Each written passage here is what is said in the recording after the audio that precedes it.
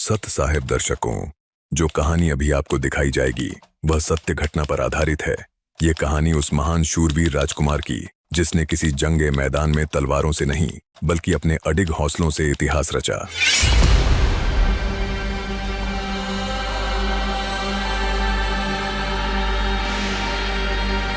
ये सत्य घटना है एक ऐसे भयावह दौर की जब अज्ञानता का अंधेरा हर ओर फैला था, जहां धर्म के नाम पर दया नहीं बल्कि कट्टरवादी सोच से निर्दोषों का खून बहाया जाता था और झूठे धर्म के ठेकेदारों के अज्ञान के विपरीत सत्य की राह पर चलने वाले नेक इबादतगारों को प्रताड़ित करके मौत की घात उतार दिया जाता था। कट्टरता के उस काले युग के बीच इतिहास रचने वाली एक अमर दास्तान जो सदियों तक धैर्य, अद्वितीय सहन शक्ति, अदम्य साहस और परमात्मा के प्रति बेमिसाल इश्क और समर्पण का प्रमाण बनी। यह कहानी है एक ऐसे महान शहजादे की जिसने राजसी ठाठ बाट को ठुकराकर सिर्फ ईश्वर प्राप्ति को ही अपने जीवन का एकमात्र लक्ष्य बनाया, जिसने धार्मिक कट्टरता की बेड़ियों को तोड़कर सत्य और संघर्ष का मार्ग अपनाया। यह दास्तान है एक अडिग ईमान और अल्लाह से बेपनाह इश्क करने वाले सच्चे आशिक की। ये सिर्फ एक कहानी नहीं, ये एक सत्य घटना है जो प्रत्यक्ष प्रमाण है भक्ति की शक्ति का, एक भक्त के विश्वास की जीत का। यह हर उस आत्मा के लिए एक बेमिसाल उदाहरण है जो परमात्मा प्राप्ति की राह में संघर्ष कर रहा है और सब कुछ समर्पित करने का हौसला रखता है। आइए अब देखते हैं अदम्य साहस की अमर गाथा, दास्ताने मंसूर अली।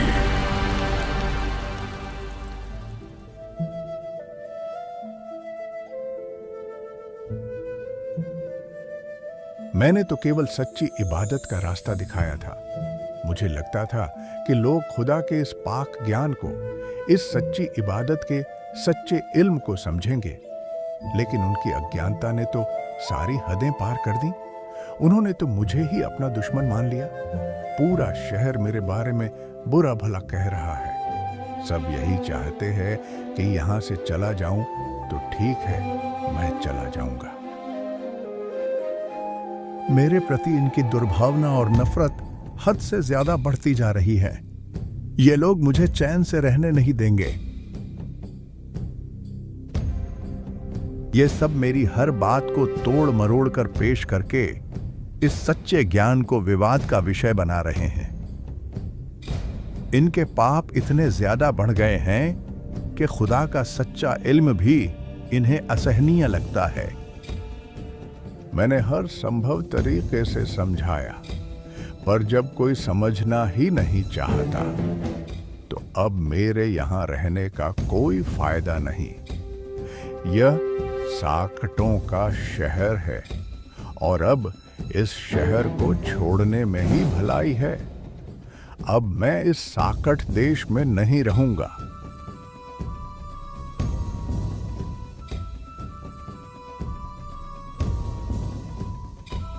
मेरे बस की बात नहीं रही मालिक। अब मैं हार चुका हूं। मैं जा रहा हूं इस शहर को छोड़कर किसी ऐसी जगह जहां शायद तेरे इल्म की कद्र हो। लेकिन मैं अगर नाकाम रहा तो अब इन अंधों को तू ही रास्ता दिखा। ये तेरे ही बंदे हैं और तू इनका मालिक। जो तू चाहे वो कर। मैं चला और ये शहर अब तेरे हवाले। तेरे बंदे तू ही संभाल।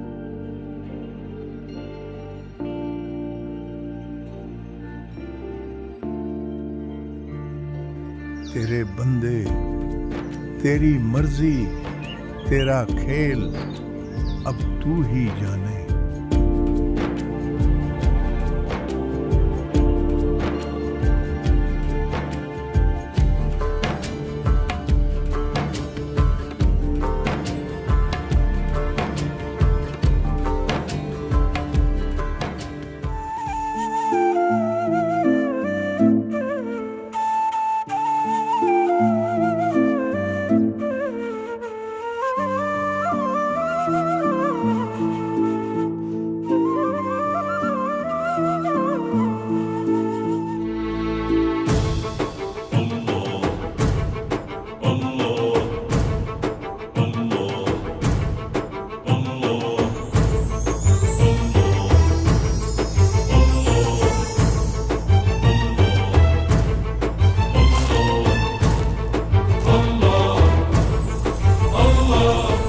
खुरासान, काबुल, किला, बगदाद, बनारस एक, बलक और विलायत तक हम ही धारें भेष।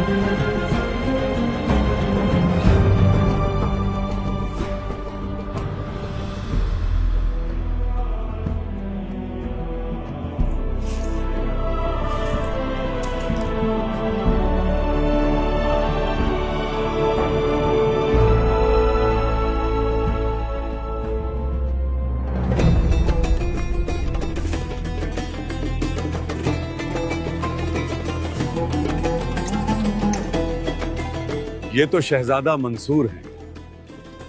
राजकुमारों की शान भी देखी और इनकी मिसाल भी।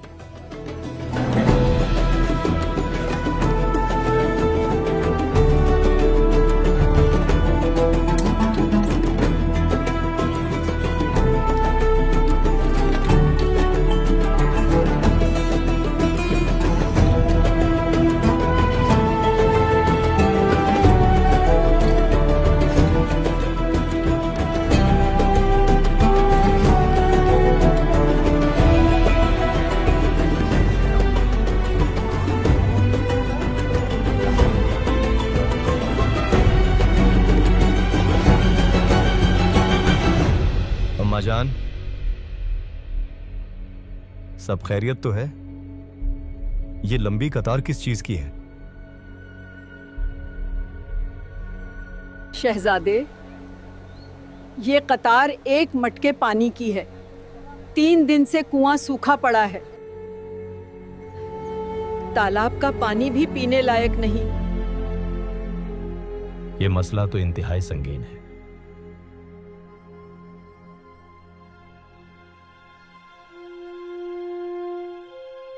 क्या किसी ने दरबार में इत्तिला दी?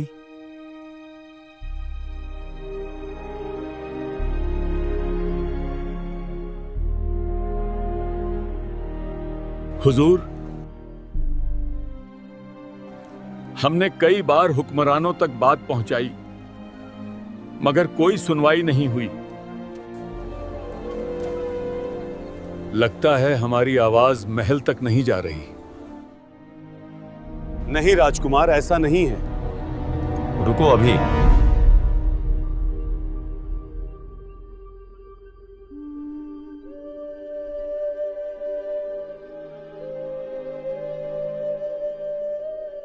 ये मेरे लिए बहुत अफसोस की बात है। मैं बेहद शर्मिंदा हूं। हुक्म चलाना आसान है, लेकिन दर्द महसूस करना हकीकत है। आज आप सबकी जुबान मेरी जुबान है। हमारी आवाजें पहले भी कभी महल तक नहीं पहुंची शहजादे, या शायद वो सुनना ही नहीं चाहते। मैं मंसूर हूं, लेकिन सबसे पहले इस शहर का फर्द हूं। आप सबकी खिदमत में रहना मेरी जिम्मेदारी भी है और फर्ज भी। अगर आज महल में बैठे लोग आपकी आवाज नहीं सुन पा रहे तो यकीन मानिए अब ये आवाज महल तक नहीं बल्कि मेरे दिल तक पहुंच चुकी है।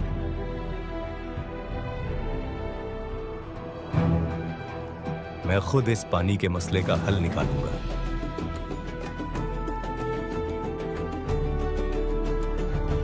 इंशाअल्लाह हर घर में पानी होगा, ये मेरा वादा है। और एक शहजादे का वादा सिर्फ लफ्ज नहीं होते, पत्थर की लकीर होते हैं। अब तक तो हम बिना किसी उम्मीद के ही जी रहे थे हुजूर, लेकिन अब हमें यकीन है कि आपने कहा है तो अब पानी जरूर आएगा।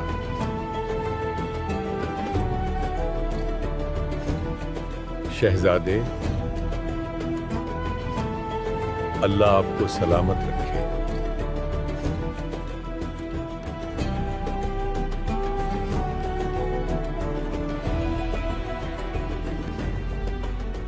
ठीक है चचा जान, मैं चलता हूं।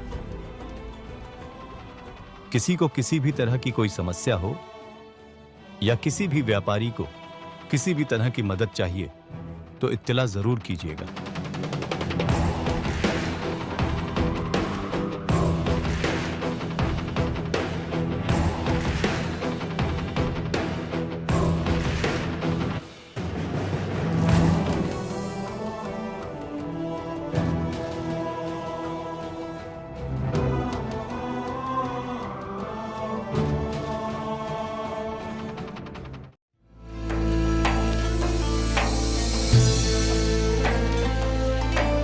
नाजिया, नूरजा, सब खैरियत तो है?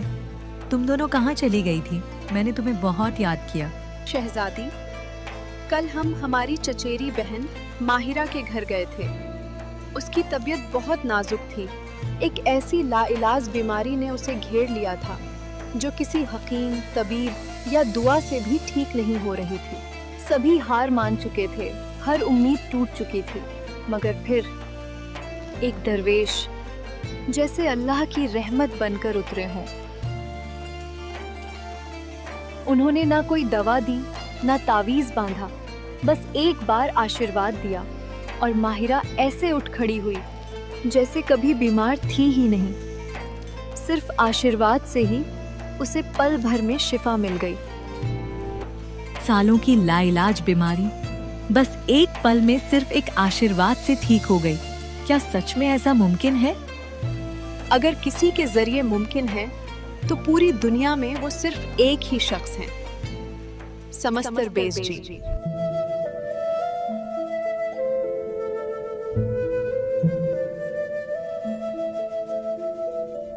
समस्तर बेज, ये नाम तो बहुत बार सुना है मगर कभी दीदार नहीं हुआ।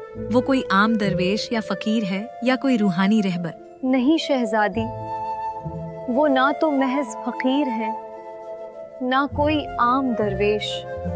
लोग कहते हैं वो रूहानी इल्म वाले एक बहुत ही सिद्धि युक्त संत हैं। उनके चेहरे पर खुदा का नूर चमकता है। उनकी आध्यात्मिक शक्ति, दिव्य दृष्टि और चमत्कारी सिद्धियों को देखकर सब हैरान हैं। पूरे शहर भर में उनकी ही बातें हो रही हैं। माहिरा ने खुद हमें बताया कि समस्तर बेज जी कोई आम फकीर नहीं है, बल्कि सच्ची इबादत का इल्म देने वाले राजदार मुर्शिद हैं, रूहानी सफर के रहबर हैं। उन्हें देखकर ऐसा महसूस होता है जैसे खुदाई वजूद सामने हो।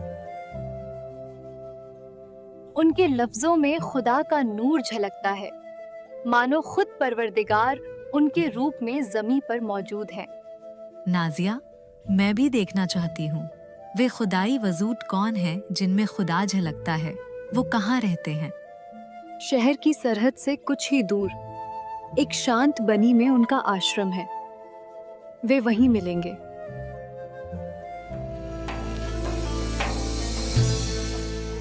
सिर्फ महल में ही नहीं, पूरे शहर में समस्तर बेद जी की ही चर्चा हो रही थी।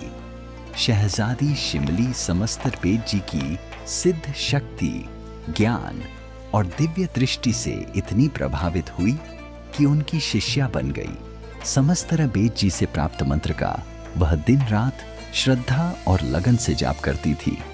धीरे धीरे उसका मन महलों की चकाचौंध से हटकर भक्ति, सेवा और समर्पण की ओर खींचता गया। देखते ही देखते शिमली एक शिष्या से एक परम भक्त बन गई। उसकी भक्ति दिन ब दिन गहरी होती चली गई और उसके हृदय में सतगुरु सेवा का ऐसा भाव जागृत हो गया कि वह हर रोज अपने पिता से अनुमति लेकर रोज आश्रम जाती और अपने मुर्शिद के लिए खुद अपने हाथों से भोजन बनाकर ले जाती, सेवा करती और शाम ढलने से पहले लौट आती। राजा भी अपनी बेटी के हृदय में ऐसी पवित्रता और अलौकिक समर्पण को देखकर उसे आश्रम में जाने से रोक नहीं पाते थे। लेकिन शाही खानदान के अन्य लोग इस भक्ति को शाही शान में बगावत समझने लगे। रानियां, वजीर, रिश्तेदार, सभी परिजनों को शिमली का फकीर के पास जाना नामंजूर था। मालिक आलम, आपकी सख्त मनाही के बावजूद शहजादी शिमली आज भी उस फकीर के पास खाना लेकर गई हैं। और कल जब आपने खाना नहीं ले जाने दिया तो वो खाली हाथ ही महल के पीछे के दरवाजे से चुपचाप चली गई। क्या? या अल्लाह, क्या करूं इस लड़की का? पता नहीं इसकी इबादत का ये जुनून हमें किस अंजाम पर ले जाकर छोड़ेगा।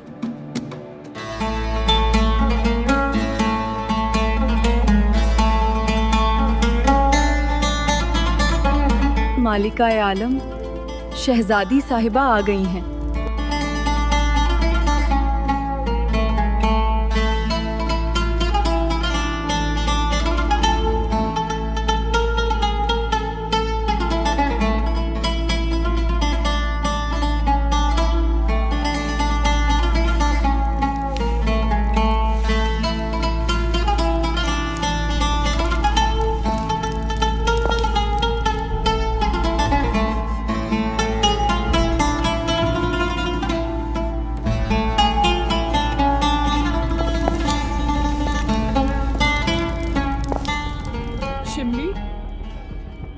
हमारी मनाही के बाद भी आप उस फकीर के आश्रम गई थी? जवाब दो शिमली, हम आपकी अम्मी हैं और आपने हमारे ही हुक्म की तामील नहीं की। अम्मी जान, मैं अब्बा हुजूर से इजाजत लेकर गई थी। तेरे अब्बा के लाड़ ने तुझे बिगाड़ दिया है। तू इस सल्तनत की शहजादी है। ये फकीरों का डेरा तेरी जगह नहीं है। तेरा मुकाम ये शाही महल है, ना कि किसी फकीर का आस्ताना। दादी जान, ये महल, ये झूठी शान और शौकत, इनमें सुकून नहीं। जो सुकून मुझे मुर्शिद समस्तर बेज जी के आश्रम में मिलता है वो और कहीं नहीं मिलता। मेरे मुर्शिद तो वो बाखबर हैं जो खुदा की सच्ची इबादत बताते हैं और सच्चा इल्म देते हैं। बस कीजिए शिमली, हम कुछ नहीं सुनना चाहते। आपकी ये जिद, ये नाफरमानी हमें बर्दाश्त नहीं। क्या कमी रह गई थी हमारी परवरिश में जो सबके बीच इस तरह आप हमारे हुक्म की तौहीन कर रही हैं? ये कैसी इबादत है जिसमें महल के ऐशो आराम को छोड़कर आप आश्रम में जाकर मिट्टी के फर्श पर बैठती हैं और नौकरों की तरह काम करती हैं, झूठे बर्तन मांजती हैं? सल्तनत की आवाम हमें क्या कहेगी? चच्ची जान, ये बेइज्जती नहीं, तकवा है। ये अल्लाह की राह में खुद को फना करने का तरीका है। जब किसी का दिल अल्लाह की मोहब्बत में सरशार हो जाता है तो वो महल और मिट्टी के फर्श में फर्क नहीं करता, क्योंकि उसकी नजर तो बस अल्लाह की रजा पर होती है। वाह शिमली, अब आप हमें सिखाएंगी? हमने उम्रें गुजार दी इस्लाम की रिवायतों में, और आप 2 दिन की शागिर्द बनकर समझती हैं कि महलों की जन्नत छोड़कर उस फकीर की टूटी हुई झोपड़ी में जाने से आपको खुदा मिल जाएगा। लेकिन मैंने खुदा को उसी टूटी हुई झोपड़ी में महसूस किया है। शिमली, जरा सी तो शर्म कीजिए। आपको मालूम भी है कि आपकी इस जिद से सल्तनत पर क्या असर पड़ेगा। अम्मी जान, शर्म तो उस दिखावे से करनी चाहिए जो हमें अल्लाह से दूर करे, ना कि उस इबादत से जो दिल को पाक और नेक बनाए। अल्लाह की नजरों में सिर्फ सच्ची इबादत करने वाला ही असल शरीफ और इज्जतदार होता है। और ये मेरी जिद नहीं, ईमान है कि मैं इबादत के उस रास्ते पर चल पड़ी हूँ जहाँ तख्त नहीं तकवा है, जहाँ सल्तनत नहीं सिजदा है, जहाँ दुनिया नहीं खुदा का दीदार है। सभी ने शिमली को रोकने की हर संभव कोशिश की, लेकिन शिमली अडिग रही। उसकी दृढ़ता के आगे किसी का भी जोर नहीं चला। रोज सुबह शाम वो अपने सद्गुरु के लिए खुद अपने हाथों से भोजन बनाकर ले जाती, सेवा करती और शाम ढलने से पहले लौट आती। और जिस दिन घर वाले भोजन न ले जाने देते तो खाली हाथ ही चली जाती। अपने हाथों से सेवा करती, उनके दर्शन करती और शाम ढलते ही वापस महल लौट आती। समय के साथ साथ घर वालों की नाराजगी आग बनकर सुलगने लगी थी, और तभी एक शातिर चुगलखोर ने मौके का फायदा उठाकर इस सुलगती आग में घी डाल दिया।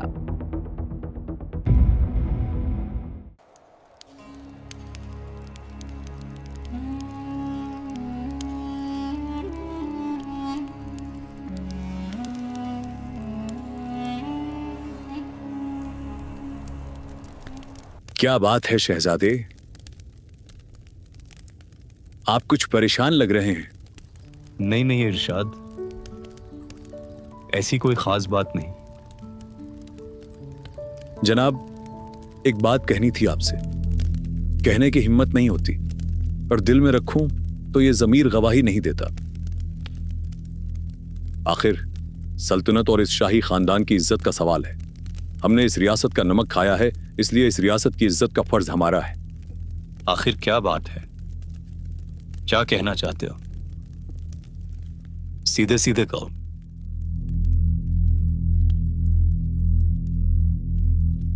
जी हुजूर, वो आपकी बहन शहजादी शिमली रोज रात्रि के समय अंधेरे में अकेले महल से बाहर जाती हैं, नगर की सीमा से बाहर किसी फकीर के डेरे में।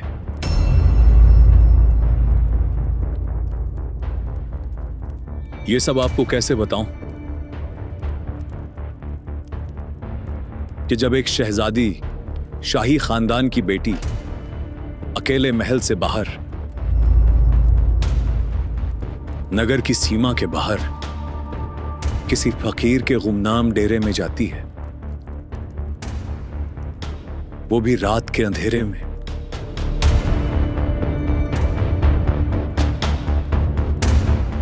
तब बदनामी का ये काला साया हमारे खानदान की पाक इज्जत पर कालिख लगा देता है। शहजादी की चर्चा पूरे शहर में आग की तरह फैल रही है। लोग न जाने क्या क्या बातें बना रहे हैं, फुसफुसाहटें अब शोर बन रही हैं। अगर ऐसा ही होता रहा तो आपके वालिद, हमारे बादशाह सलामत का सर भी शर्म से झुक जाएगा। यदि शहजादी को ना रोका गया तो वो दिन दूर नहीं जब हमारी रियासत, जिसका रुतबा दूर दूर तक फैला है, इसकी इज्जत पर कलंक लग जाएगा और खाक में मिल जाएगी आपकी बादशाही शान। अब आपको ही कुछ करना होगा शहजादे, इससे पहले कि बहुत देर हो जाए।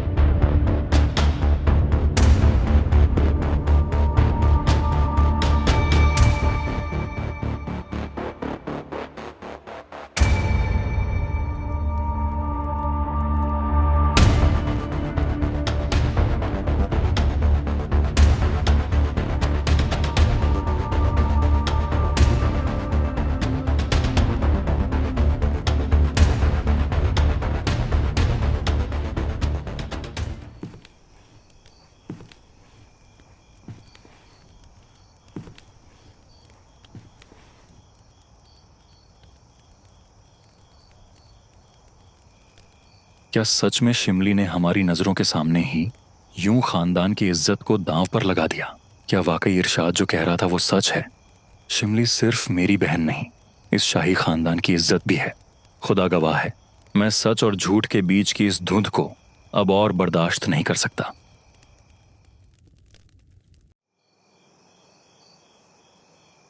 चुगलखोर इरशाद की कुटिल बातों से मंसूर का अशांत और बेचैन मन गहरे विचारों में खोया हुआ था। शिमली के लिए तरह तरह के सवाल मंसूर के मन में उठ ही रहे थे कि तभी अचानक उसकी नज़र नीचे महल के मुख्य द्वार की ओर जाती हुई शिमली पर पड़ती है।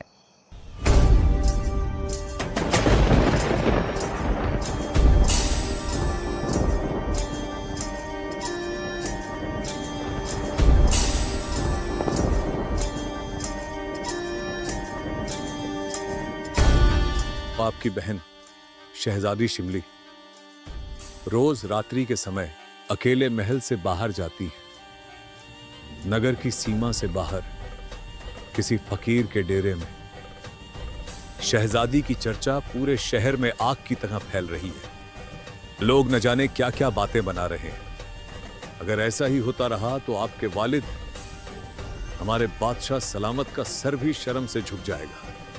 जिसका रुतबा दूर दूर तक फैला है, इसकी इज्जत पर कलंक लग जाएगा और खाक में मिल जाएगी आपकी बादशाही शान।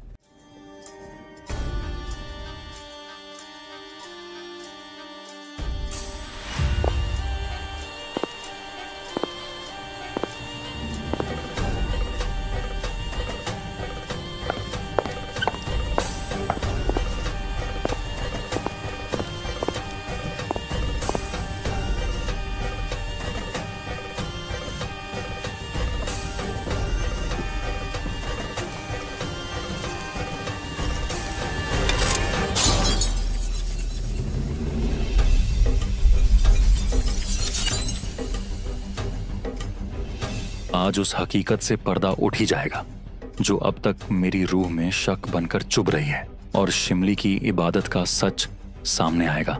आज अपनी आंखों से देखूंगा उस फकीर के आश्रम में आखिर क्या होता है।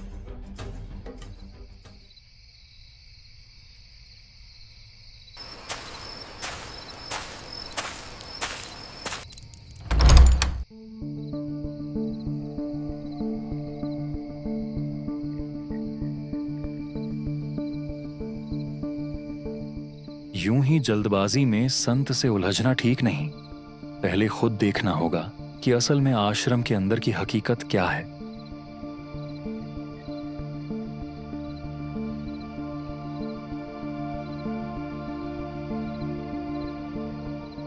कहीं मेरी शंका बेबुनियाद निकली तो एक पाक इबादतगाह पर इल्जाम लगाना गुनाह होगा। बिना सबूत कुछ कहने से बहुत कुछ बुरा हो सकता है। ये फकीर बाहर से जितने शांत दिखते हैं, अंदर से उतनी ही गहरी रूहानी ताकतें रखते हैं, और कुछ फकीर वाकई खुदा के अजीज होते हैं।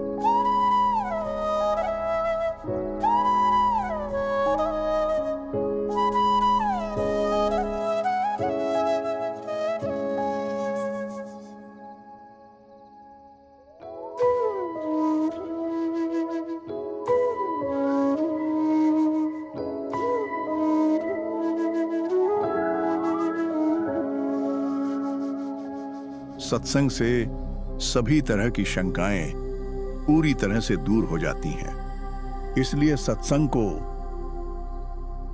बहुत ध्यान से सुनना चाहिए।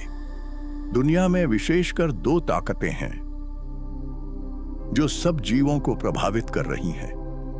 एक रहमान, दूसरी शैतान।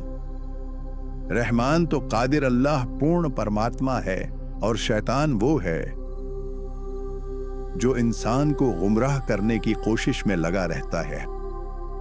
ये दोनों ही ताकतें हर पल हमारे ईमान और हमारे फैसलों पर हावी रहती हैं।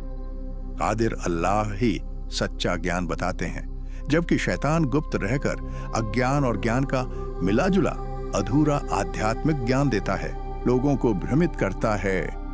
फिर समर्थ परमेश्वर कादिर अल्लाह संत या सच्चे मुर्शिद के रूप में प्रकट होकर अपना संपूर्ण आध्यात्मिक ज्ञान, सच्चा इल्म बताते हैं। जिन्हें ज्ञान नहीं होता वे अल्लाह को निराकार यानी बेचून कहते हैं, लेकिन फिर यह भी कहते हैं कि खुदा 7वें आसमान पर तख्त पर बैठे हैं। जब वह तख्त पर बैठे हैं तो वह साकार और मनुष्य जैसा है, लेकिन जब अल्लाह जमीन पर आते हैं तो इसी भ्रम के कारण लोग उन्हें पहचानने में गलती कर जाते हैं कि अल्लाह बेचून है। वे उनके वास्तविक और संपूर्ण आध्यात्मिक ज्ञान को अपने अज्ञान के कारण झूठा मानकर स्वीकार नहीं करते और न ही उन्हें खुदा मानते हैं।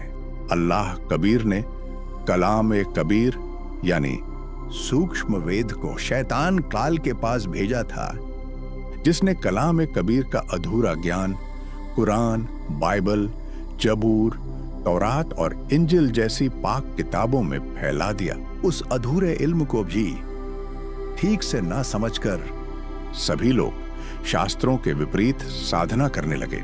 ऐसे में कादिर अल्लाह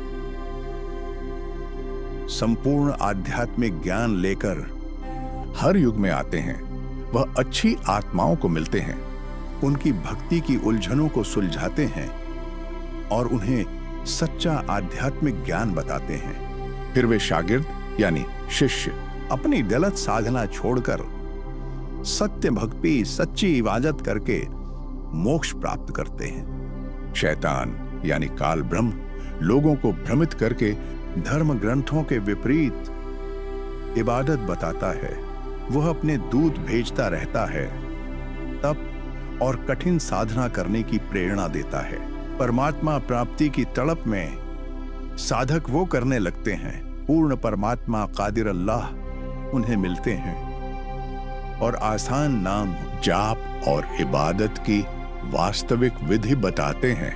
अल्लाह ताला कबीर सबका उत्पत्ति करता है और पृथ्वी पर इंसान की तरह भ्रमण करते हैं, यथार्थ आध्यात्मिक ज्ञान बताते हैं। खुद अल्लाह ताला जिंदा बाबा के वेश में अपनी अच्छी आत्माओं को मिलता है और जो गलत साधना कर रहे थे उन्हें सच्ची भक्ति विधि बताता है, सच्ची इबादत का सच्चा इल्म देता है और उनका कल्याण करता है। मैं भी पहले एक प्रसिद्ध मौलवी था, वही सर्वशक्तिमान कादिर अल्लाह कबीर जी अपने सिद्धांत अनुसार मुझे भी मिले थे जिंदा बाबा के भेष में। अल्लाह कबीर ने मुझे संपूर्ण अध्यात्म ज्ञान यानी सच्ची इबादत का इल्म समझाया। मुझे अल्लाहु अकबर यानी अपने ही बारे में समझाया। मुझे सतलोक दिखाया, सतलोक की सारी जानकारी दी और फिर वापस छोड़ा और अपनी सच्ची इबादत का सच्चा इल्म दिया और तब मैंने मौलवी पद त्याग दिया। फिर मैं भी सत्य साधना, सच्ची इबादत करने लगा। अल्लाह ने मुझे केवल एक मंत्र दिया जो मैं तुम्हें जाप करने को देता हूं। इस तरह समस्तर बेद जी ने 2 घंटे तक सत्संग सुनाया और गूढ़ आध्यात्मिक ज्ञान समझाया, सतलोक की पूरी जानकारी दी और सच्ची इबादत के बारे में गहराई से बताया। मंसूर ने ऐसा सत्संग पहले कभी नहीं सुना था। वो खामियों की तलाश में आया था, मगर यहाँ तो सिर्फ पाकीज़गी थी। समस्तर बेद जी के हर शब्द में रूह को झकझोरने वाली सच्चाई थी। वो जो सुन रहा था वो महज लफ्ज नहीं थे, वो तो सदियों की तलब के जवाब थे जो हकीकत बनकर मंसूर की इस रूह के वजूद से टकरा गए, जो खुदा के लिए जन्मों से भटकती रही थी। मंसूर सिर्फ सुन नहीं रहा था, वो अपने अंदर किसी और अंदरूनी रूहानी एहसास को महसूस कर रहा था, जैसे अंदर से ही उसके दिल की कोई आवाज उससे कह रही हो, ये इल्म अब तक कहां कोई और दे सका। नजरों पर पड़ा पर्दा हटाकर देखूं तो शायद ये वही खुदा है जिसे मैं जन्मों से ढूंढता रहा, जो मिलकर भी मुझे ना मिला, अब खुद मुझे अपनी राह दिखाने आया है। जब मंसूर का अज्ञान अंधेरा हटा तो बस समस्तर बेद जी का पाक नूर सामने था। उनका सच्चा इल्म यानी तत्व ज्ञान दिल के मैल को साफ कर रूह को पाक यानी पवित्र कर रहा था। ऐसा सत्संग सुनकर मंसूर कृतार्थ हो गया। सत्संग के बाद रोज की तरह समस्तर बेद जी और शिमली ने ऊपर आसमान की तरफ दोनों हाथ सामने करके परमात्मा से प्रसाद मांगा। तभी आसमान से जल से भरे हुए 2 कटोरे आकर दोनों के हाथों में टिक गए। लेकिन समस्तर बेद जी ने उस दिन आधा ही अमृत पिया और शिमली पूरा पी गई। बेटी शिमली, ये शेष बचा अमृत प्रसाद आश्रम से बाहर खड़े कुत्ते को पिला दे। उसका अंतकरण पाप से भरा है, उसका दिल साफ हो जाएगा और उसका भी कल्याण हो जाएगा। जी गुरुजी। शिमली बेटी, इसे दीवार के इसी सुराख से फेंक दे, तेरे बाहर जाने तक कहीं कुत्ता भाग न जाए। शिमली के लिए उसके मुर्शिद का हर हुक्म रब का फरमान था। उसने बिना देखे अमृत को दीवार के सुराख से बाहर फेंक दिया। खुदा की रहमत को इंसान नहीं समझ सकता। जिसे शिमली बेजुबान जानवर समझ रही थी, वह तो उसका अपना भाई मंसूर था, जो शक की नापाक नियत से आया था, मगर खुदा ने उस पर भी दया बख्शी। जैसे ही मंसूर के मुंह में जीभ पर अमृत की छींट पड़ी, उसका अंतःकरण साफ हो गया। पहली बार इसे इतनी रूहानी पाकीज़गी महसूस हुई और उसी क्षण पश्चाताप की एक प्रबल प्रेरणा जागृत हुई। कभी कभी इंसान एक रास्ते पर गुनाह की नियत से चलता है, पर अगर रब का रहम हो जाए तो उसी रास्ते पर उसे तौबा का इल्हाम नजर आ जाता है। मंसूर के साथ भी यही हुआ। उसे अपने ही ख्याली गंदगी पर बहुत शर्म महसूस हो रही थी। जिस नापाक नजर से आया था, अब वही निगाहें शर्म से झुकी हुई थी। जो अमृत उसकी जुबान पर गिरा वो महज पानी की बूंद नहीं थी, वो अल्लाह का कर्म था जो उसके दिल पर जमी पाप के मैल को नष्ट कर रहा था। अल्लाह के इस फजल से मंसूर का दिल पाक साफ और बेदाग हो गया। उसकी रूह में एक सबसे गहरा एहसास उठ रहा था जो खुदा की नजदीकी बयान कर रहा था। ये प्रेरणा रब की ही रहमत थी। ये वो लम्हा था जहां पहली बार मंसूर के दिल में खुदा की मौजूदगी महसूस हो रही थी।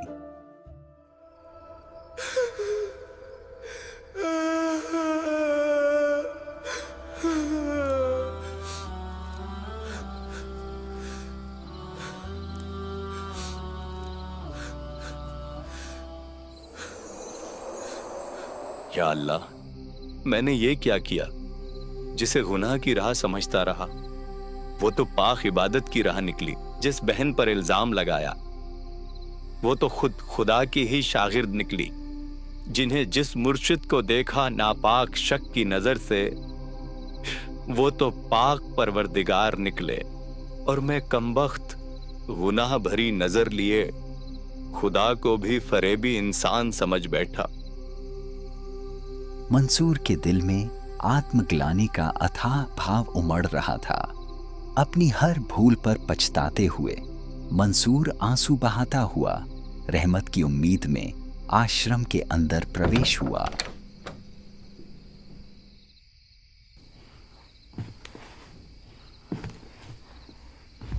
या अल्लाह, भाईजान यहाँ कैसे?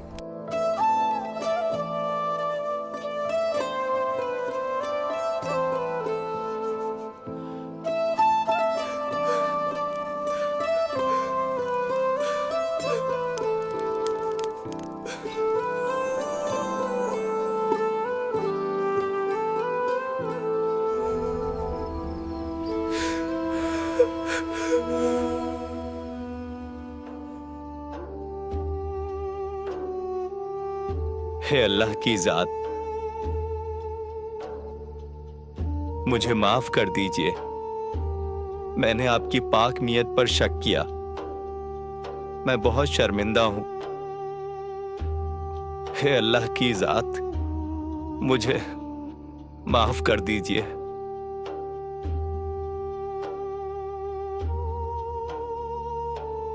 जब तक इंसान को अल्लाह का सही इल्म हासिल नहीं होता, तब तक ऐसे गुनाह अल्लाह की बारगाह में माफ करने लायक हैं।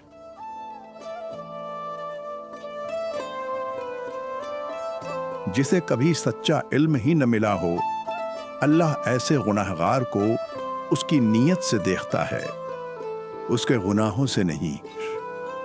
ऐसा नादान बंदा अगर दिल से तौबा करे, बेखबर समझकर, ना समझ मानकर, उसे भी माफ कर देता है। लेकिन इल्म हासिल करने के बाद यदि जानबूझकर संत या मुर्शिद के बारे में दिल में दोष आता है, तब तुम यकीनन दोषी होगे, अल्लाह की निगाह में गुनाहगार होगे। जिस रहमत से समस्तर बेद जी ने मंसूर को माफ किया, उसमें सिर्फ माफी नहीं थी, वहां उनकी पाक मोहब्बत थी, जिसमें हिदायत भरा खुदा का फजल और रहमत भी शामिल थी। समस्तर बेद जी ने मंसूर को काफी देर सत्संग सुनाया। मंसूर ने एक एक वचन बहुत ध्यान से सुना। वो प्रत्येक वचन उसके अंतःकरण में जाकर समा गया। ज्ञान सुनने के बाद मंसूर के दिल में बस एक ही सच्ची तलब जगी, ऐसे खुदाई वजूद मुर्शिद का शागिर्द बनकर सच्ची इबादत हासिल करने की तलब। मंसूर अब शहजादा नहीं रहा, वो खुदा का तलबगार बन गया था। वो जो कभी तख्त पर बैठा करता था, आज मुर्शिद के चरणों में जमीन की सबसे नीची जगह पर बैठने को तरस रहा था, बस इसलिए कि खुदा की रहमत भरी नजर हासिल हो जाए। यही वो एहसास है जहां से सच्चे भक्ति भाव, सच्ची तौबा की चिंगारी उठती है। और जब इंसान कुफ्र छोड़कर इतना अधीन हो जाता है कि खुद को खुदा के सामने बेजान, बेसहारा और बेकदर समझता है, तभी वो अल्लाह के रहम के काबिल बनता है। मंसूर समस्तर बेद जी से अपने उद्धार की भीख मांगने लगा।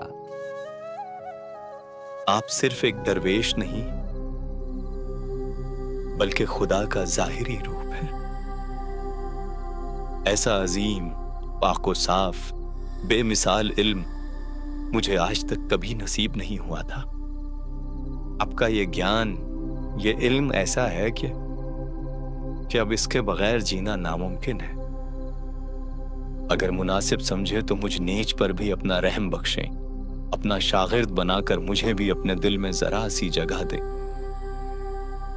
मैं जानता हूं कि मैं आपकी रजा के लायक नहीं। मैं बहुत पापी हूं, नीच हूं, जो आप जैसे पाक साफ संत के बारे में मेरे मन में ऐसा दोष आया। मेरी आंखों पर शक और वहम के पर्दे पड़े थे। नादान मानकर मुझे माफ कर दीजिए। मैंने बहुत बड़ी गुस्ताखी की है। आप तो बहुत दयालु हैं, रहमान हैं। हे अल्लाह की जात, क्या मेरे जैसे पापी का भी उद्धार हो सकता है? समस्तर बेद जी ने मंसूर को नाम दीक्षा दी और वही मंत्र जाप करने को दिया जो शिमली को दिया था। मंसूर ने आज सिर्फ नाम दीक्षा नहीं ली, उसने अपनी जिंदगी के साथ साथ अपनी आत्मा को भी खुदा के हवाले कर दिया। अब वो सिर्फ एक शहजादा नहीं रहा, आज एक सच्चे शागिर्द के रूप में उसका असली जन्म हुआ। अब मंसूर रोज अपनी बहन शिमली के साथ आश्रम में जाने लगा। दोनों भाई बहन बहुत सत्संग सुनते और फिर मिलकर खूब सेवा करते। मौला या सल्ली व सल्लिम दाइमन अबदन अला हबीबिका खैरिल खल्क़ि कुल्लिहिम। मौला या सल्ली व सल्लिम दाइमन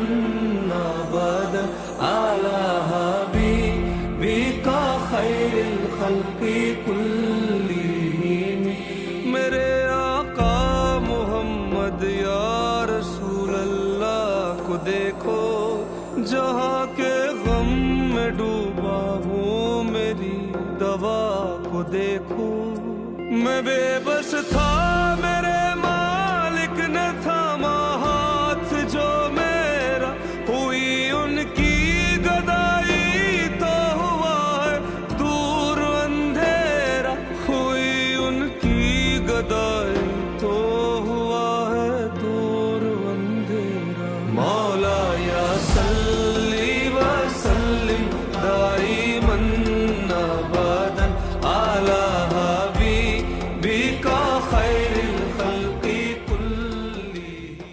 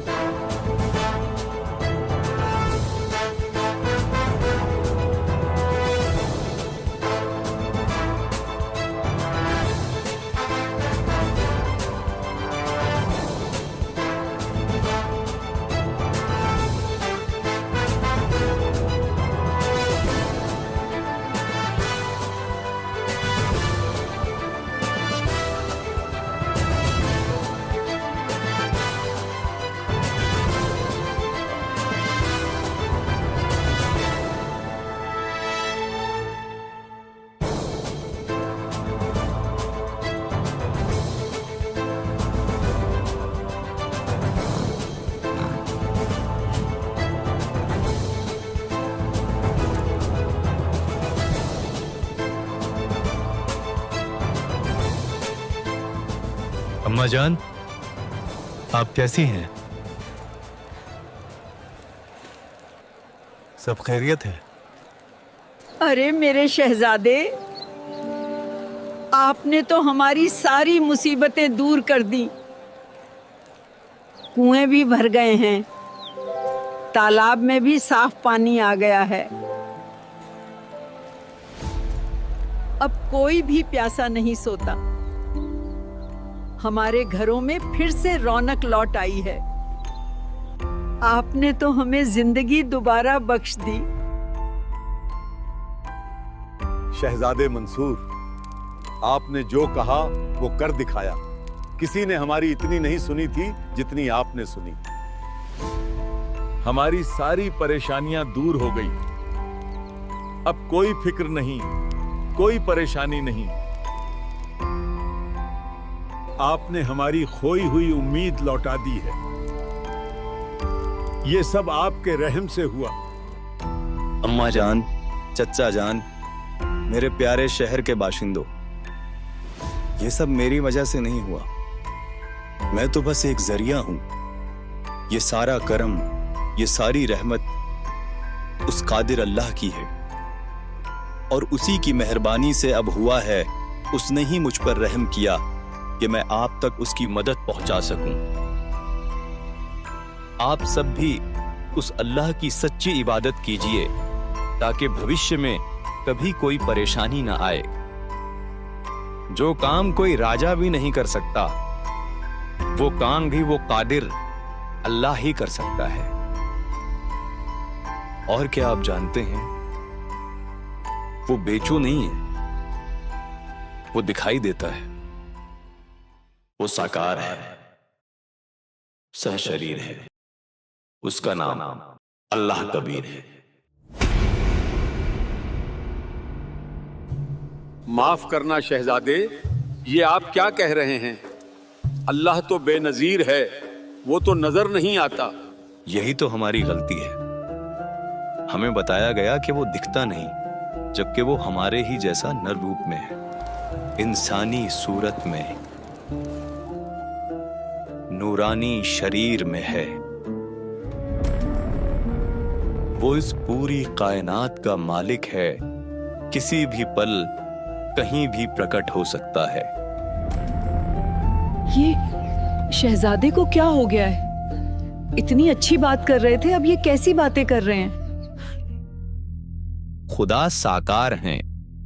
पाक कुरान मजीद में खुदा को निराकार नहीं बताया गया है, लेकिन हमारे मुस्लिम धर्मगुरुओं को खुदा का इल्म न होने के कारण इस परवरदिगार को निराकार या बेचून बताया है।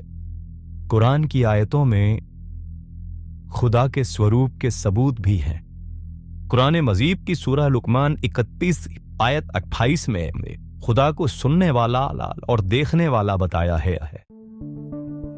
कुरान मजीद की सूरह हज 22 आयत 61 और 62 में खुदा को बड़ी शान वाला और बड़ा कबीर बताया गया है। अल्लाह सुनता और देखता है। सूरह मोमिन 40 आयत नंबर 12, इसमें भी कादिर अल्लाह कबीर का जिक्र है। खुदा के असली नाम कबीर का जिक्र इन आयतों में है, जिससे यह साबित होता है कि अल्लाह साकार यानी जिस्मानी है। अल्लाह ही है जिसने 6 दिन में आसमां और जमीन के दरमियान जो कुछ मौजूद है सबको पैदा किया और फिर तख्त यानी अर्श पर जा विराजा। और पाक तौरात की पैदाइश यानी उत्पत्ति अध्याय में अल्लाह ने कहा है, आओ अब हम इंसान को अपनी सूरत पर बनाएं। मतलब अल्लाह ने इंसान को अपनी सूरत पर बनाया। तो फिर बताइए अल्लाह निराकार कैसे हुआ?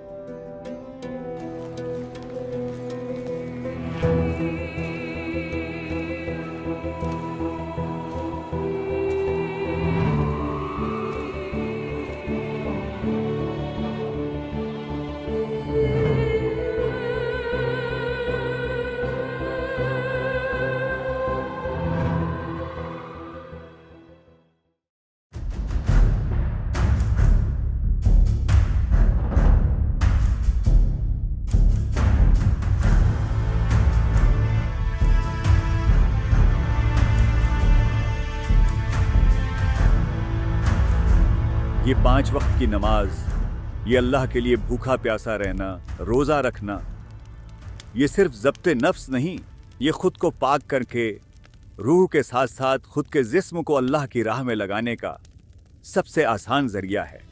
जब तुम अपनी परवाह न करके अपने जिस्म को अल्लाह के लिए तड़पाते हो तो तुम्हें सवाब मिलता है। जानवरों की कुर्बानी न देना ये काफिरों और बुज़दिलों की निशानी है। पैगंबर इब्राहिम की उस अजीम कुर्बानी को याद करो और बकरीद मनाओ। बकरे को हलाल करना अल्लाह की राह में तुम्हारे इख्तियार और ताकत का इजहार है। तुम बेजुबान जानवर पर अपना हुक्म चला सकते हो, अल्लाह के लिए उसे अपनी निगाहों के सामने बलि चढ़ा सकते हो। इससे उसकी रूह जन्नत में जाएगी और फिर उसका गोश्त खाने से तुम्हें सवाब मिलेगा। हलाल जानवरों का गोश्त खाना अल्लाह की नीमतों में से एक है, तुम्हें सवाब मिलेगा। मगर याद रखो, कुर्बानी से तुम्हारी रूह में इतना ईमान बैठ जाना चाहिए जिस तरह तुम अल्लाह के नाम पर एक बेजुबान को बेझिझक कुर्बान करते हो, उसी तरह बिना किसी जज्बात के अल्लाह के दुश्मनों का भी यही अंजाम दे सकें। यह तुम्हें और कट्टर बनाएगा ताकि तुम हर चीज, हर रिश्ता, हर जान सिर्फ अल्लाह के नाम पर कुर्बान कर सको। 5 वक्त की नमाज पढ़ो और रोजा रखो। जब तुम अपने जिस्म को अल्लाह के लिए भूख प्यास से तड़पाते हो तो तुम्हें सवाब मिलता है। और तस्बीह को अपनी जिंदगी का नियम बना लो। और याद रखना, अल्लाह की पाक किताबें पढ़कर तुम मसाइक यानी विद्वान बन सकते हो। जब तुम इन सब बातों पर अमल करोगे तो यकीनन तुम्हें अल्लाह ताला की कुर्बत नसीब होगी और तुम्हें अल्लाह पाक मिल जाएंगे।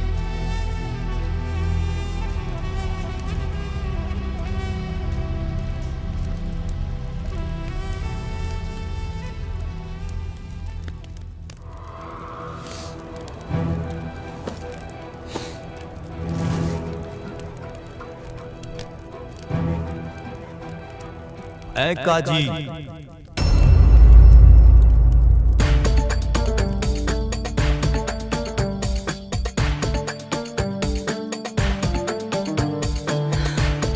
ये तो शहजादे मंसूर हैं।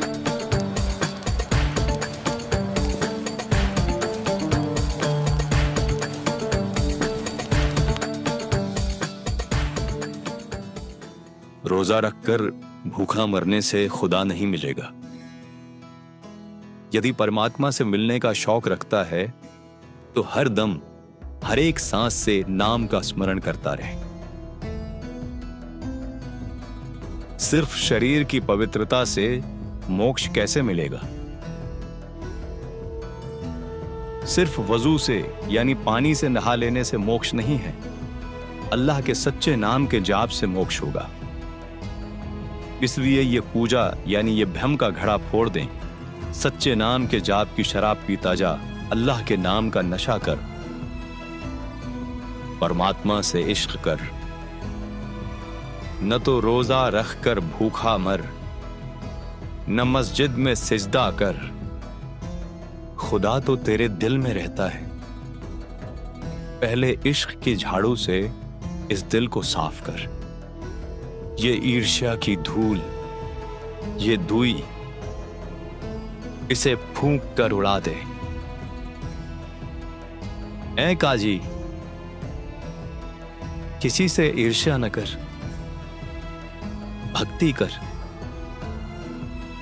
ये माला, ये तस्बीह जो धागे में डाल रखी है, इसे तोड़ दें और मन की माला जप। इन किताबों को पानी में बहा दे। इनमें खुदा को पाने का रास्ता नहीं है। तू विद्वान या मसाइक बनकर क्या करेगा? मजीखत को जला डाल, इस अहंकार का नाश कर। अल्लाह से डर। मांस का निवाला मत खा, ये कुफर का है, ये पाप का निवाला है। अनल हक नाम हकीकत में सत्य है, हक है, सत्य है। यही सच्चा मंत्र बोलता जा, यही कलमा सुनाता जा। अगर है शौक अल्लाह से मिलने का तो हर दम नाम लो लगाता जा। अगर है शौक अल्लाह से मिलने का तो हर दम नाम लो लगाता जा। न रख रोजा न मर भूखा, न मस्जिद जाना कर सजदा। वजू का तोड़ दे को जा, शराबे नाम पीता जा। वजू का तोड़ दे को जा, शराबे नाम पीता जा। अगर है शौक अल्लाह से मिलने का तो हर दम नाम लो लगाता जा। पकड़ कर इश्क का झाड़ू सफा कर दिल के हुजरे को। पकड़ कर इश्क का झाड़ू सफा कर दिल के हुजरे को। दुई की धूल रख सर पर मुसल्ले पर उड़ाता जा। अगर है शौक अल्लाह से मिलने का तो हर दम नाम लो लगाता जा।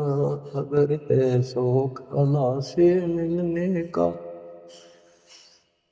हर दम नाम लो लगाता जा। धागा तोड़ दे तस्बीह किताबें डाल पानी में। मसाइक बनकर क्या करना मजीखत को जलाता जा।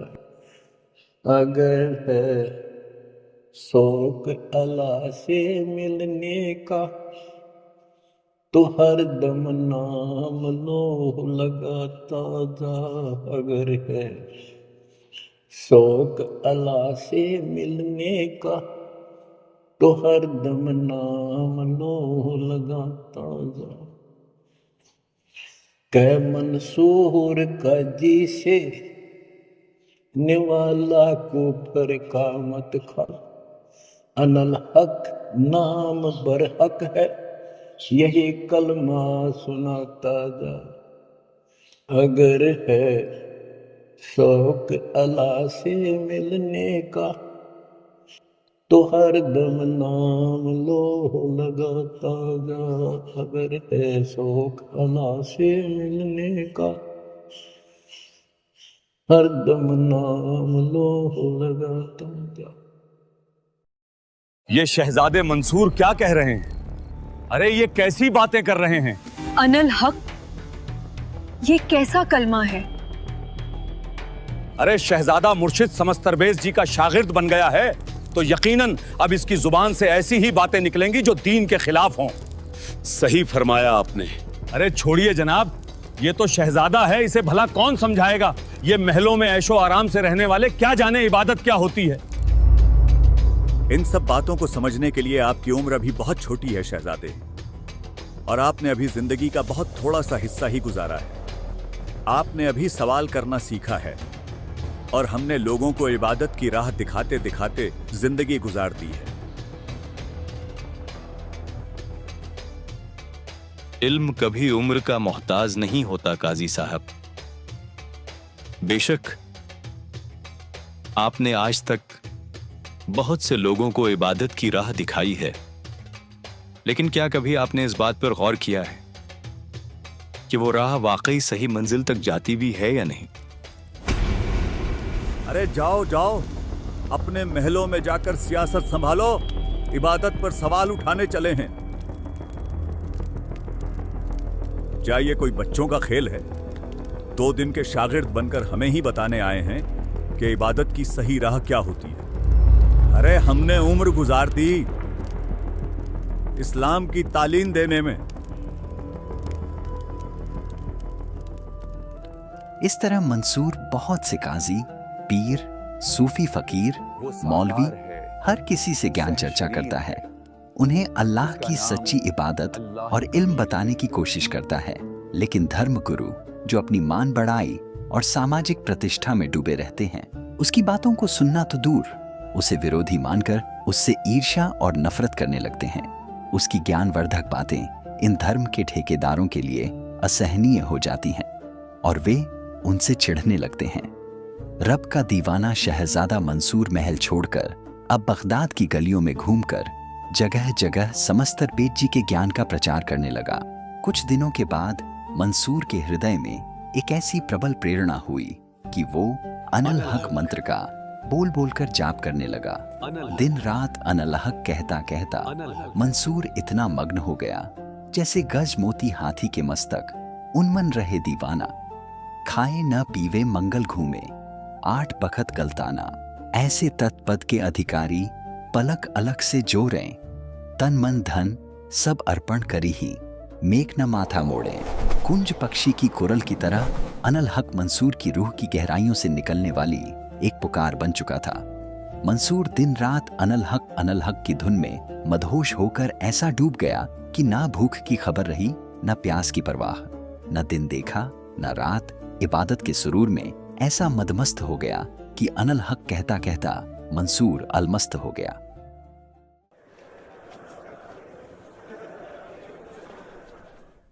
शहजादे, ये क्या हाल बना रखा है आपने? एक शाही राजकुमार होते हुए भी महलों का ऐशो आराम और शान और शौकत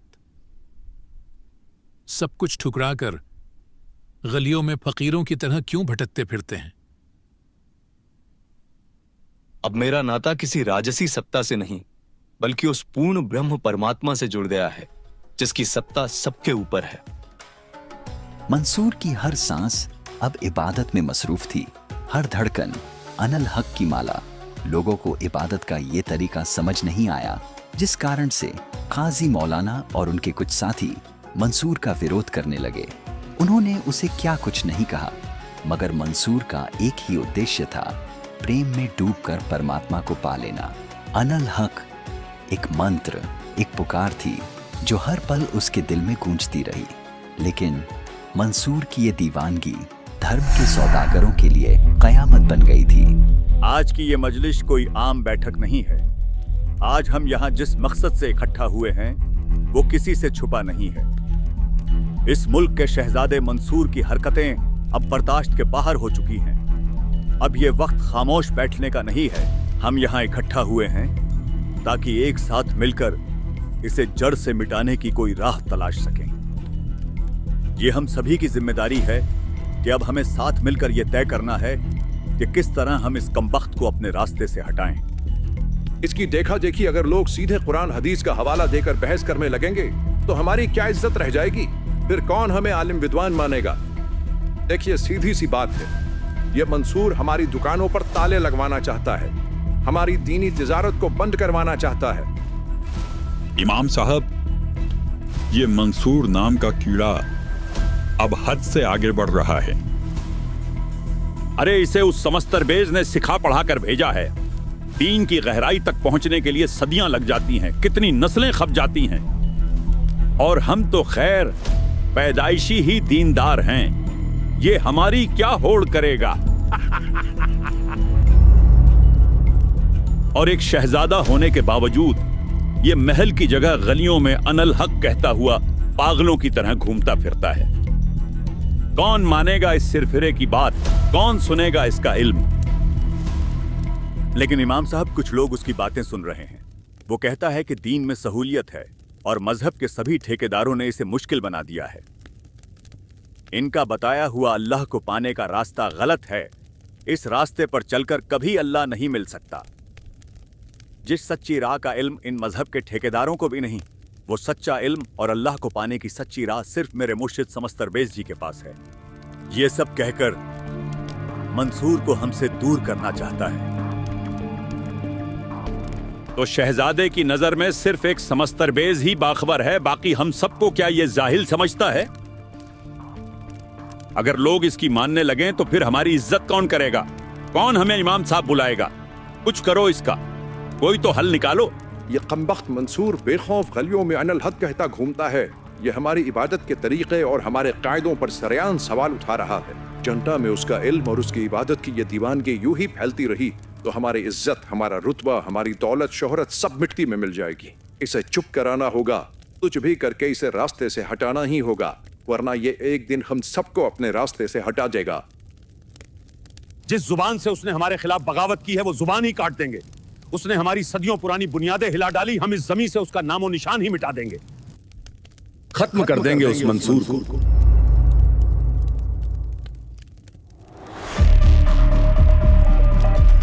और किसी को कानों कान खबर तक नहीं होगी, फिर न रहेगा बांस और न बजेगी बांसुरी। हाँ हाँ, अब यही एक रास्ता है उससे निजात पाने का। उसका कत्ल कर देते हैं। सब्र कीजिए और अक्ल से काम लीजिए। मंसूर कोई आम आदमी नहीं है जो इतनी आसानी से उसका कत्ल कर दोगे। वो राजा का लड़का है और उसका मुर्शिद समस्तरबेज वो भी बहुत सिद्धि वाला है। उसे ऐसे नहीं मार सकते। हमें बहुत सोच समझकर कदम उठाना होगा ताकि सांप भी मर जाए और लाठी भी न टूटे। मंसूर भले ही राजा का बेटा है, लेकिन है तो वो इंसान ही, कोई फरिश्ता तो नहीं। इल्म से ना सही, लेकिन उसका वो अनल हक जिसे वो बार बार कहता फिरता है, बेशक वो सिर्फ एक मंत्र है बिना अर्थ का। हम उसे ही उसकी कब्र का फंदा बना देंगे।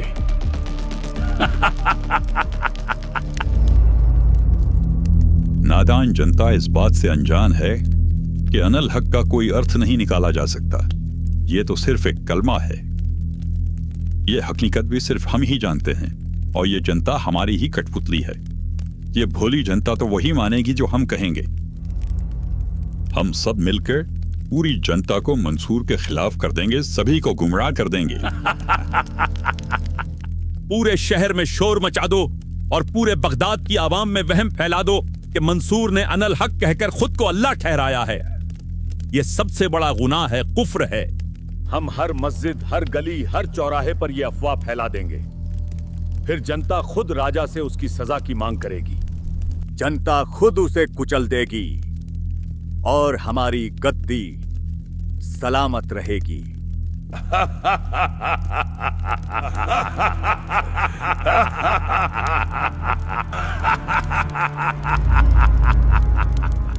जनता को भड़काओ, उनके दिलों में जहर भर दो और इतना खौफ पैदा कर दो कि जनता खुद मंसूर को खतरा समझकर खुद खत्म कर दे। उन्हें डराओ कि मंसूर का अनल हक सबको तबाह कर देगा। हर जगह अनल हक का गलत अर्थ बताओ कि मैं खुदा हूं, मैं ही हक हूं। चारों ओर ये वहम फैल जाना चाहिए कि मंसूर खुद को खुदा कह रहा है। जनता में ऐसा खौफ भर दो कि मंसूर की बातों से लगता है कि वो शैतान का दूत है, और कहो कि उसका अनल हक उनकी आस्था को जला देगा, उनके बच्चों को भटका देगा, उनके ईमान को मिटा देगा। ये शैतान का दूत है, खुद को खुदा कहकर ये अल्लाह की तौहीन कर रहा है। इसे न रोका गया तो इसके गुनाह का खामियाजा सबको भुगतना पड़ेगा। फिर जो होगा बहुत बुरा होगा, सबको अल्लाह की नाराजगी झेलनी पड़ेगी, सब पर कहर टूटेगा, कयामत आ जाएगी, कयामत। मंसूर के कुफ्र की वजह से सब तबाह हो जाएगा। जनता डर से थरथराएगी और तबाही के डर के मारे मंसूर का विरोध करेगी। मंसूर को खत्म करने के लिए जनता हमारा हथियार बनेगी। जनता खुद मंसूर को रौंद देगी, उसे पत्थरों से कुचल देगी। और समस्तर बेज, उसका क्या होगा? उसमें तो इतनी सिद्धि है कि उसका तो कुछ बिगाड़ा भी नहीं जा सकता। हम उसके शागिर्द को निशाना बनाकर उसे सबक सिखाएंगे। मंसूर की मौत का पैगाम ही हमारे दुश्मन समस्तरबेज को हमारा सीधा जवाब होगा। जब उसके शागिर्द मंसूर का नामो निशान हमेशा हमेशा के लिए मिट जाएगा, तब समस्तरबेज भी खुद ब खुद हमारे रास्ते से हट जाएगा। मंसूर का हश्र देखकर समस्तरबेज जी की भी रूह कांप उठेगी। फतवा तैयार करवाओ। कल फजर के साथ जैसे ही सूरज अपनी पहली किरण बिखेरे, मंसूर के खिलाफ यह फतवा हर मस्जिद, हर दरगाह, हर बाजार में गूंजेगा। हर जुबान पर एक ही बात होनी चाहिए, मंसूर अनल हक, यानी खुद को खुदा कहकर सबसे बड़ा कुफ्र कह रहा है, खुद को अल्लाह ठहरा रहा है। उसे सख्त से सख्त सजा मिलनी चाहिए। अवाम को ऐसा भड़काओ कि जनता गुस्से में बेकाबू हो जाए और फिर सब कुछ वैसा ही हो जैसा हमने सोचा है। फिर हमारे एक इशारे पर मंसूर का वो हस्र हो जिसे सदियों तक कोई भुला न पाए, देखने वाले की भी रूह कांप उठे। सदियों तक हमारे बनाए इबादत के नियम कायदों के खिलाफ कोई जुबान खोलने की जरूरत न करे। आने वाली नस्लें भी याद रखें कि हमसे गुस्ताखी करने का अंजाम क्या होता है।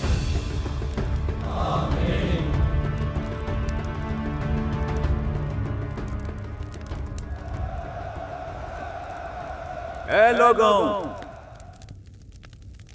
ध्यान से सुनो। अल्लाह ने इल्म सिर्फ चुनिंदा लोगों को दिया है और हम उनमें से ही एक हैं। आम लोग दीन की बारीकियों को नहीं समझ सकते, इसलिए तुम्हें बस वही मानना चाहिए जो हम तुम्हें बताते हैं। कुरान और हदीस की सही ताबीर सिर्फ हम ही कर सकते हैं। जो हमारी बात नहीं मानेगा वो गुमराही में है। हम दीन के रखवाले हैं। जो हमारी बात का अमल नहीं करेगा वो दीन का दुश्मन होगा और अल्लाह का गुनहगार कहलाएगा। इल्म हासिल करने का मतलब सिर्फ जुबानी बातें कहना या सुनना नहीं मेरे अजीजों। इल्म हासिल करने का मतलब है जो हम कहे उस पर अमल करना, किसी भी हाल में अल्लाह की तौहीन बर्दाश्त न करना और सबको बुराई से रोकना। तुम्हारे सामने कोई खुद को अल्लाह कहे तो तुम कैसे बर्दाश्त कर सकते हो खुदा की इस तौहीन को? ऐ मुसलमानों, क्या तुम भूल गए कि अल्लाह ने हमें क्या शरीयत दी है जो हमारे दीन के रास्ते में रुकावट बने? जो हमारी बात न माने उसे नेस्त नाबूद कर दो। जो गुनहगार है उसे सजा दो। जो मुनकिर है, इनकार करने वाला है, उसे मिटा दो। अगर कोई अल्लाह की तौहीन करे तो सख्ती करो, फिर भी न माने तो खत्म कर दो उसे। अल्लाह के लिए ये जज्बा नहीं रखोगे तो फिर तुम कैसे मुसलमान हो? शैतान के भेजे हुए मंसूर जैसे लोग जो इबादत की राह से लोगों को गुमराह करके दीन को नुकसान पहुंचाने की नापाक कोशिश कर रहे हैं, इनको सबक सिखाना होगा। और याद रखो, ये हमारी जिम्मेदारी है। अल्लाह ने हमें यह अधिकार दिया है कि अगर कोई इस्लाम के कानून को मानने से इनकार करे, कोई दीन से फिर जाए, कोई इस हद तक गिर जाए कि खुद को ही खुदा कहने लगे, तो उसे जीने का कोई हक नहीं। ऐसे शख्स को मुनाफिक और काफिर करार देकर उसका वो हश्र करो कि या तो वो सुधर जाए या वो खुद ही अपनी मौत की भीख मांगे। यही दीनदारी है और यही दीन का फैसला है। और अगर इसके लिए सख्ती करनी पड़े तो करो। अल्लाह ने हमें तलवार भी दी है और ताकत भी। दीन में तो हिम्मत और सख्ती चाहिए। अगर कोई हमारे बताए रास्ते पर न चले और खुद को ही अल्लाह बताने लगे, तो ऐसे शख्स को सबक सिखाना हमारी ही जिम्मेदारी है। जो खुद को अल्लाह ठहराकर खुदा का वजूद मिटाना चाहे, उसका नामो निशान मिटा दो। यही अल्लाह का हुक्म है। मंसूर जैसा काफिर खुद को अल्लाह कहकर क्या समझता है? क्या मजहब मजाक है? जो इस्लाम की रिवायतें और कानून नहीं मानता, खुद को ही अल्लाह मानता है, वो काफिर है। और काफिरों के साथ कैसा सुलूक करना चाहिए, ये अल्लाह ने हमें सिखाया है। अगर इसके लिए किसी की गर्दन भी काटनी पड़े तो काट देंगे। दीन से बड़ा कुछ नहीं, ये इस्लाम का हुक्म है। और जो इस हुक्म को न माने, वो भी अल्लाह का गुनहगार होगा।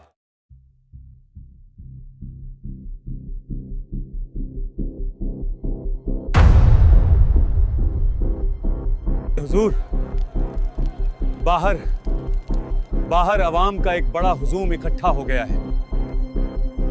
मंसूर मुर्दाबाद, मंसूर मुर्दाबाद।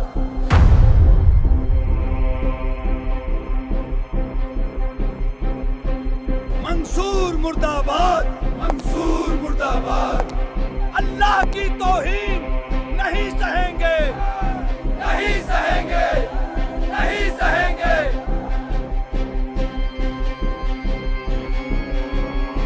अल्लाह की तौहीन नहीं सहेंगे, नहीं सहेंगे, नहीं सहेंगे। दीन के दुश्मन को फना करो, फना करो, फना करो।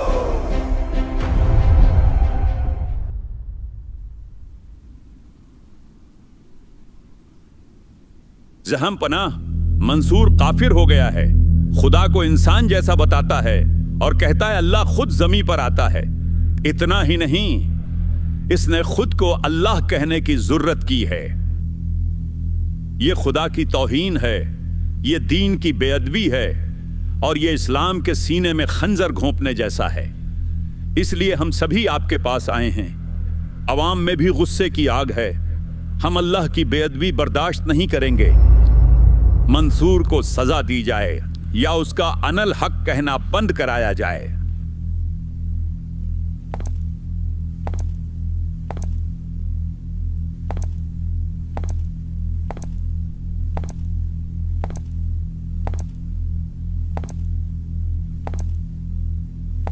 मंसूर मुर्दाबाद, मंसूर मुर्दाबाद, मंसूर मुर्दाबाद, मंसूर मुर्दाबाद। मंसूर,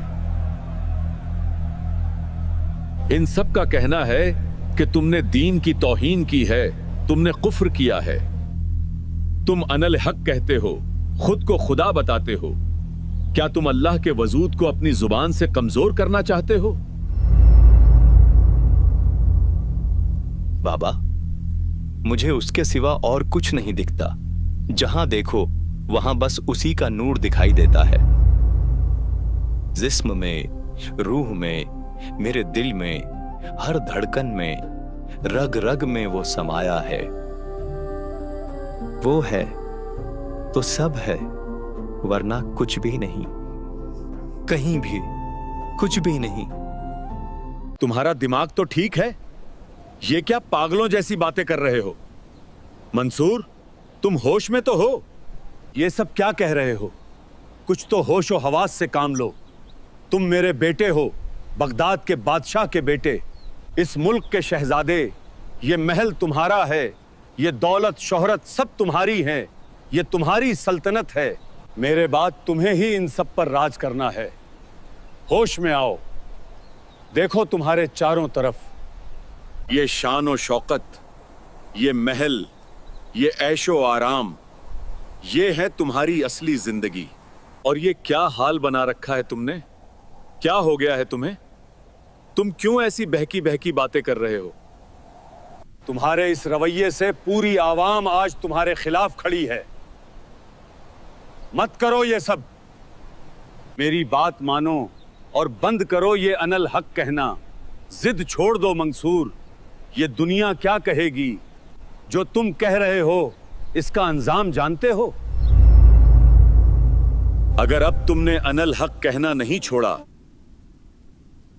तो तुम्हारा क्या हस्र होगा?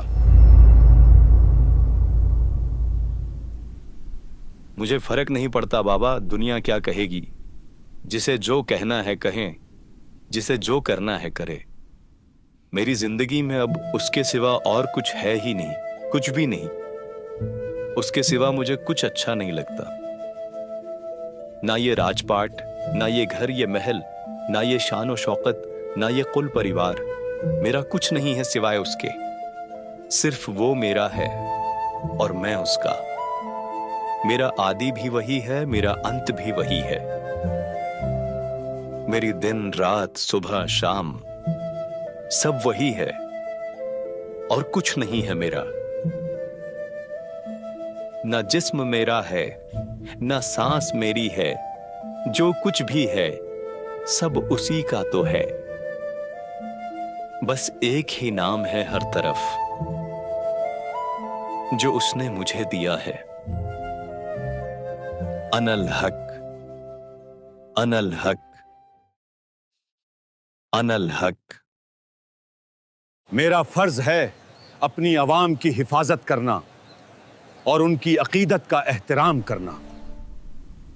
मैं नहीं चाहता कि मेरी सल्तनत में तेरी वजह से बगावत हो जाए। मैं सबके सामने आखिरी बार तुझे मौका दे रहा हूं। जिद छोड़ दे मंसूर और अनल हक कहना बंद कर दे। अनल हक, अनल हक, अनल हक। बादशाह, अब जनता खुद फैसला करें कि मंसूर को क्या सजा दी जाए। मंसूर को चौराहे पर बांध कर रखा जाए। शहर का हर बाशिंदा एक एक पत्थर उठाए, ऐसा पत्थर जो कम से कम आधा किलो वजन का हो। मंसूर को मारे। और जब जब इस मुनकिर की जुबान से अनल हक निकले, इसे कहें छोड़ दे काफिर की जुबान, तौबा कर ले अपने गुनाहों से। यदि मंसूर फिर भी अनल हक कहे तो पत्थर मारें और आगे चले जाए। जब तक ये अपनी नापाक जिद नहीं छोड़ेगा यह सिलसिला जारी रहेगा। तंग आकर मंसूर अनल हक कहना छोड़ देगा।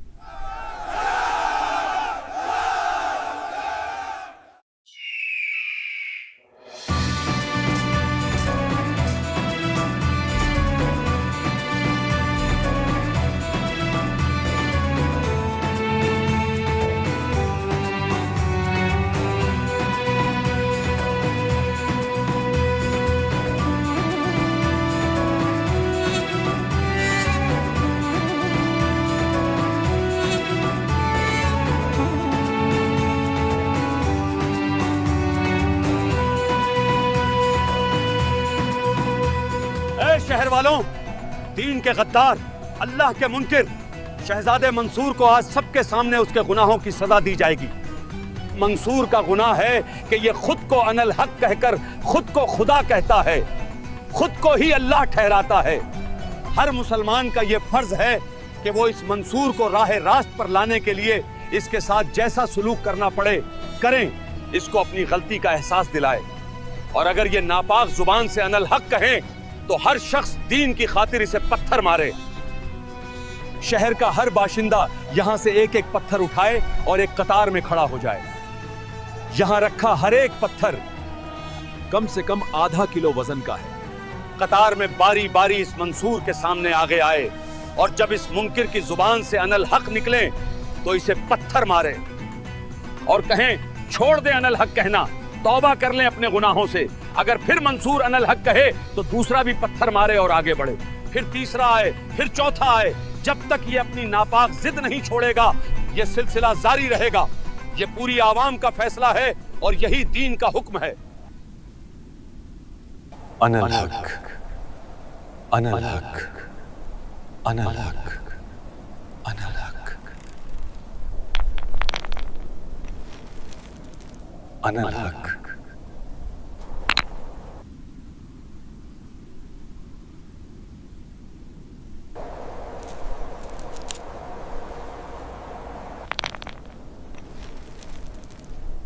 अगर मैं भाई को प्रताड़ित करने वाली इस भीड़ का हिस्सा न बनी तो लोग क्या कहेंगे, लेकिन मेरा भाई भगत है, अल्लाह की सच्ची इबादत करता है।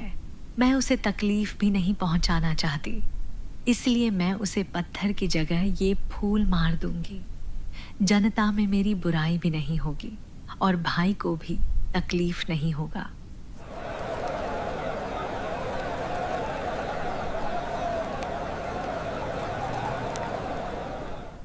अब जब तेरी चीखें बगदाद की गलियों में गूंजेंगी, तब हर एक मोमिन समझेगा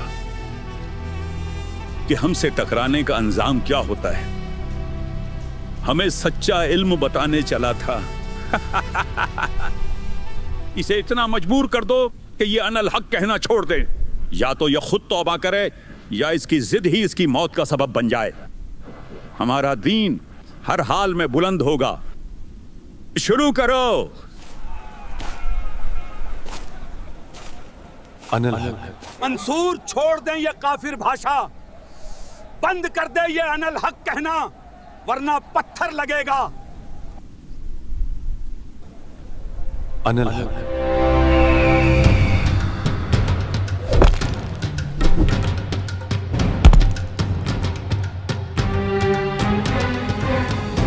अनल हक।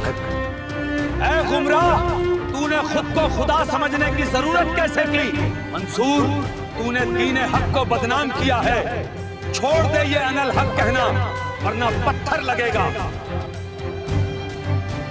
अनल हक।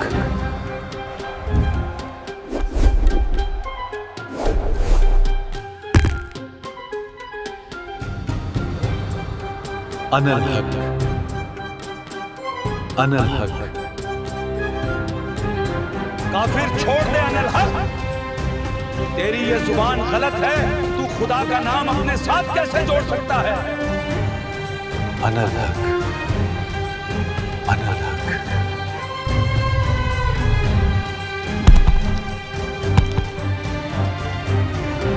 ऐ दीन के दुश्मन, ऐ मकरू, छोड़ दे अनल हक कहना, वरना तेरी रूह जहन्नुम में सड़ेगी। अनल हक। अनल हक।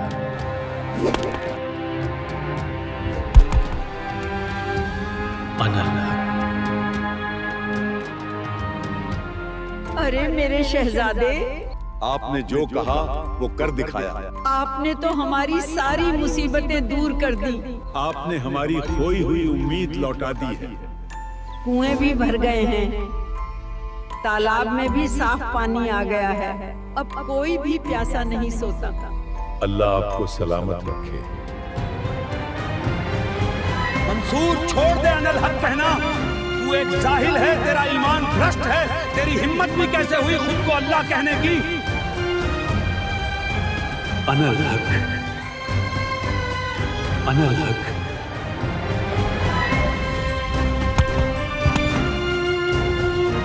एक कम ज़िरफ, छोड़ दे अनल हक कहना।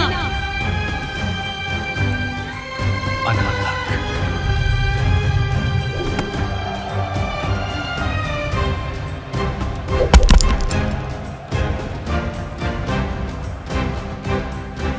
अनल हक।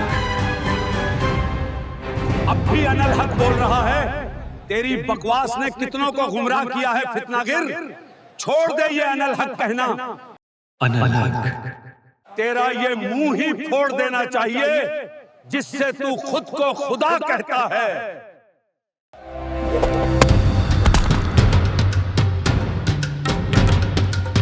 अनल हक। अनल हक।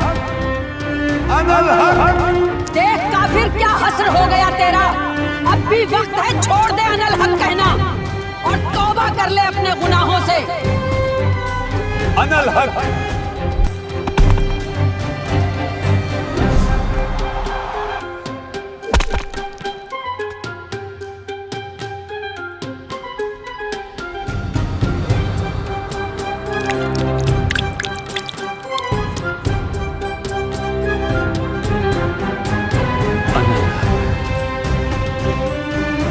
जिस मंत्र के जाप की वजह से भाई को ये पत्थर मारे जा रहे हैं, मैं भी तो वही मंत्र जाप करती हूँ।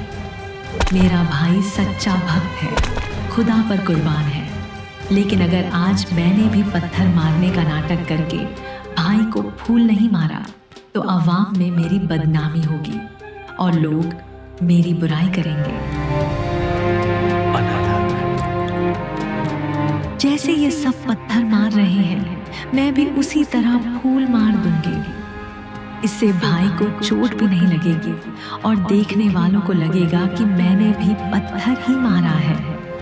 मेरी बदनामी भी नहीं होगी और किसी को पता भी नहीं चलेगा कि मैंने पत्थर नहीं, फूल फेंका है।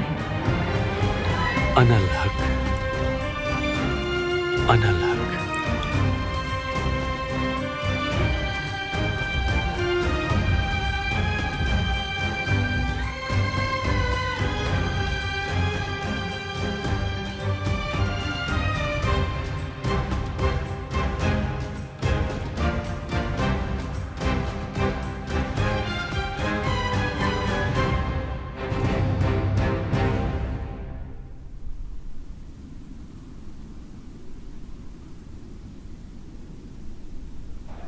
बहन, बोल अनल हक।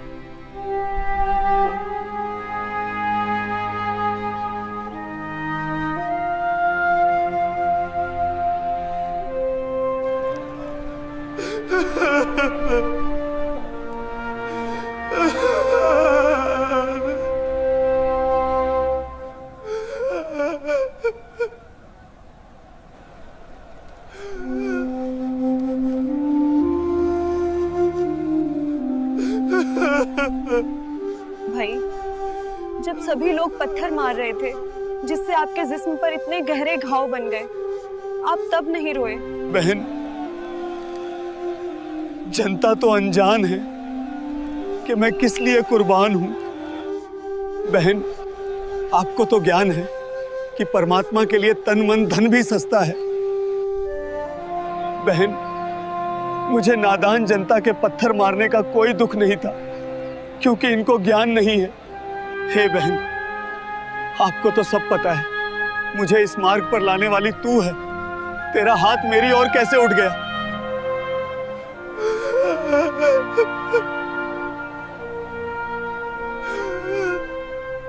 भीड़ के पत्थरों को तो आप हंसकर सह गए, और मैंने तो फूल मारा है जिसका कोई दर्द भी नहीं होता। और आप बुरी तरह रोने लगे। ऐसा क्यों? बेईमान, तेरे फूल का पत्थर से कई गुना दर्द मुझे लगा है। तुझे मुर्शिद कभी माफ नहीं करेंगे, कभी नहीं।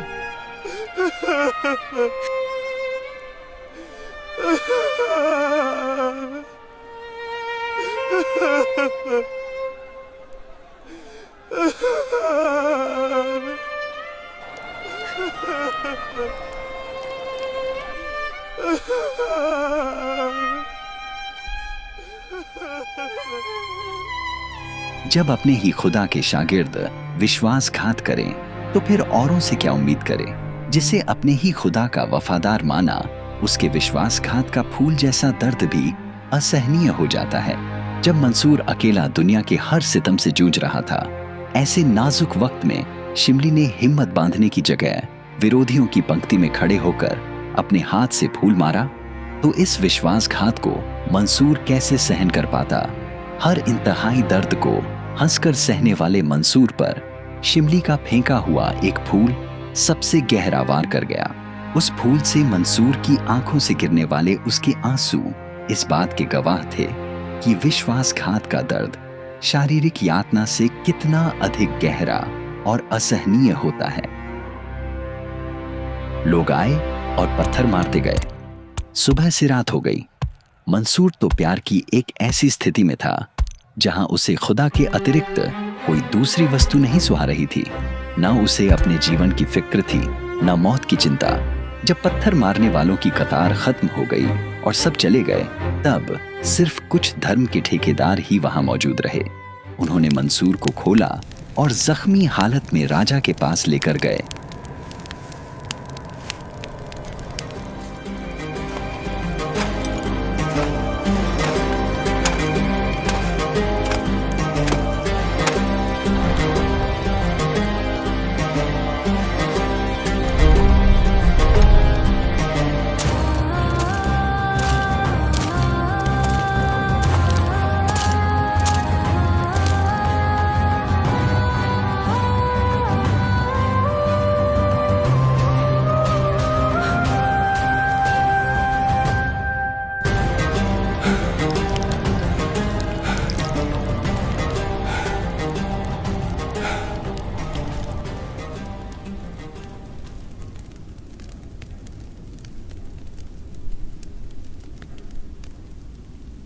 बादशाह, धर्म ऊपर राज नहीं, परिवार नहीं है।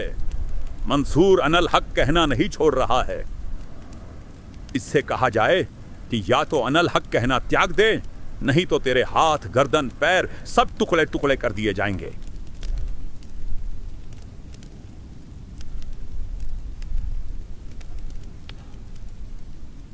क्या है तेरा ये अनल हक जो तुझे इतना बेबाक बनाता है, जिसके लिए तूने मौत को दावत दी? काजी, अगर है शौक अल्लाह से मिलने का, तो हरदम नाम लो लगाता जा। ना रख रोजा, ना मर भूखा, ना मस्जिद जा, ना कर सिजदा। वजू का तोड़ दे पूजा, शराबे नाम जाम पीता जा। पकड़कर इश्क की झाड़ू, साफ कर दिल के हुजरे को। दूई की धूल रख सिर पर, मुसल्ले पर उड़ाता जा। धागा तोड़ दे तस्बीह, किताबें डाल पानी में। मसाइक बनकर क्या करना, मजीखत को जलाता जा। कहे मंसूर काजी से, निवाला कूफर का मत खा। अनल हक नाम बर हक है, यही कलमा सुनाता जा, यही कलमा सुनाता जा। मंसूर, अनल हक कहना त्याग दे, नहीं तो तेरा एक हाथ काट दिया जाएगा।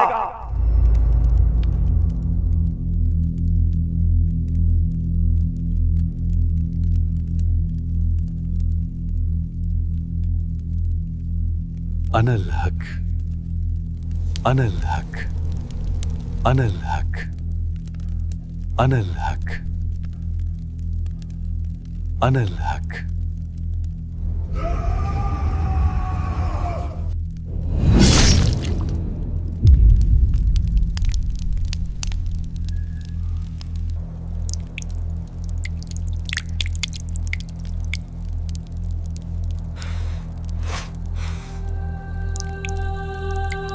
अनल हक कहना छोड़ दे मंसूर, नहीं तो दूसरा हाथ भी काट दिया जाएगा।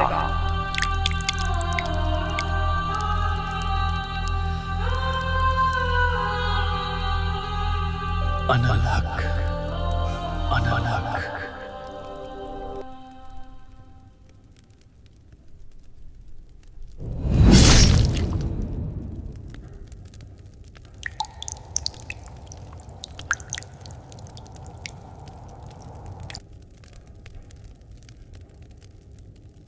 बस अगर अब की बार अनल हक कहा तो तेरी गर्दन काट दी जाएगी।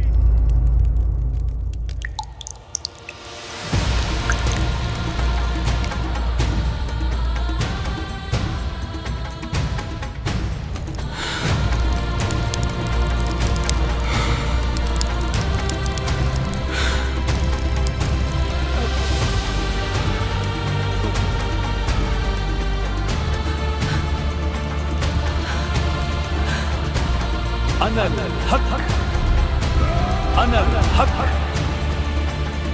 अनल हक। अगर है शौक अल्लाह से मिलने का तो हरदम नाम लो लगाता जा।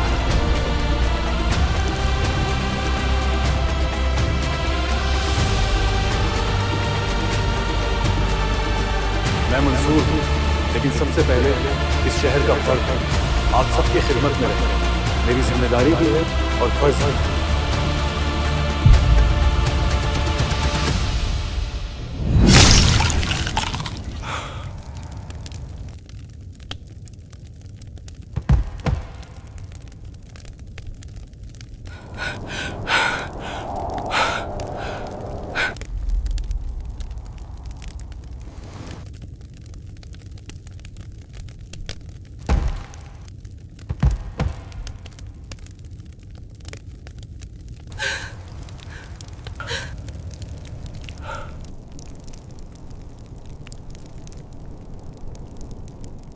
गरीबदास जी कहते हैं, गरीब मंसूर महसूर क्यों हो गया।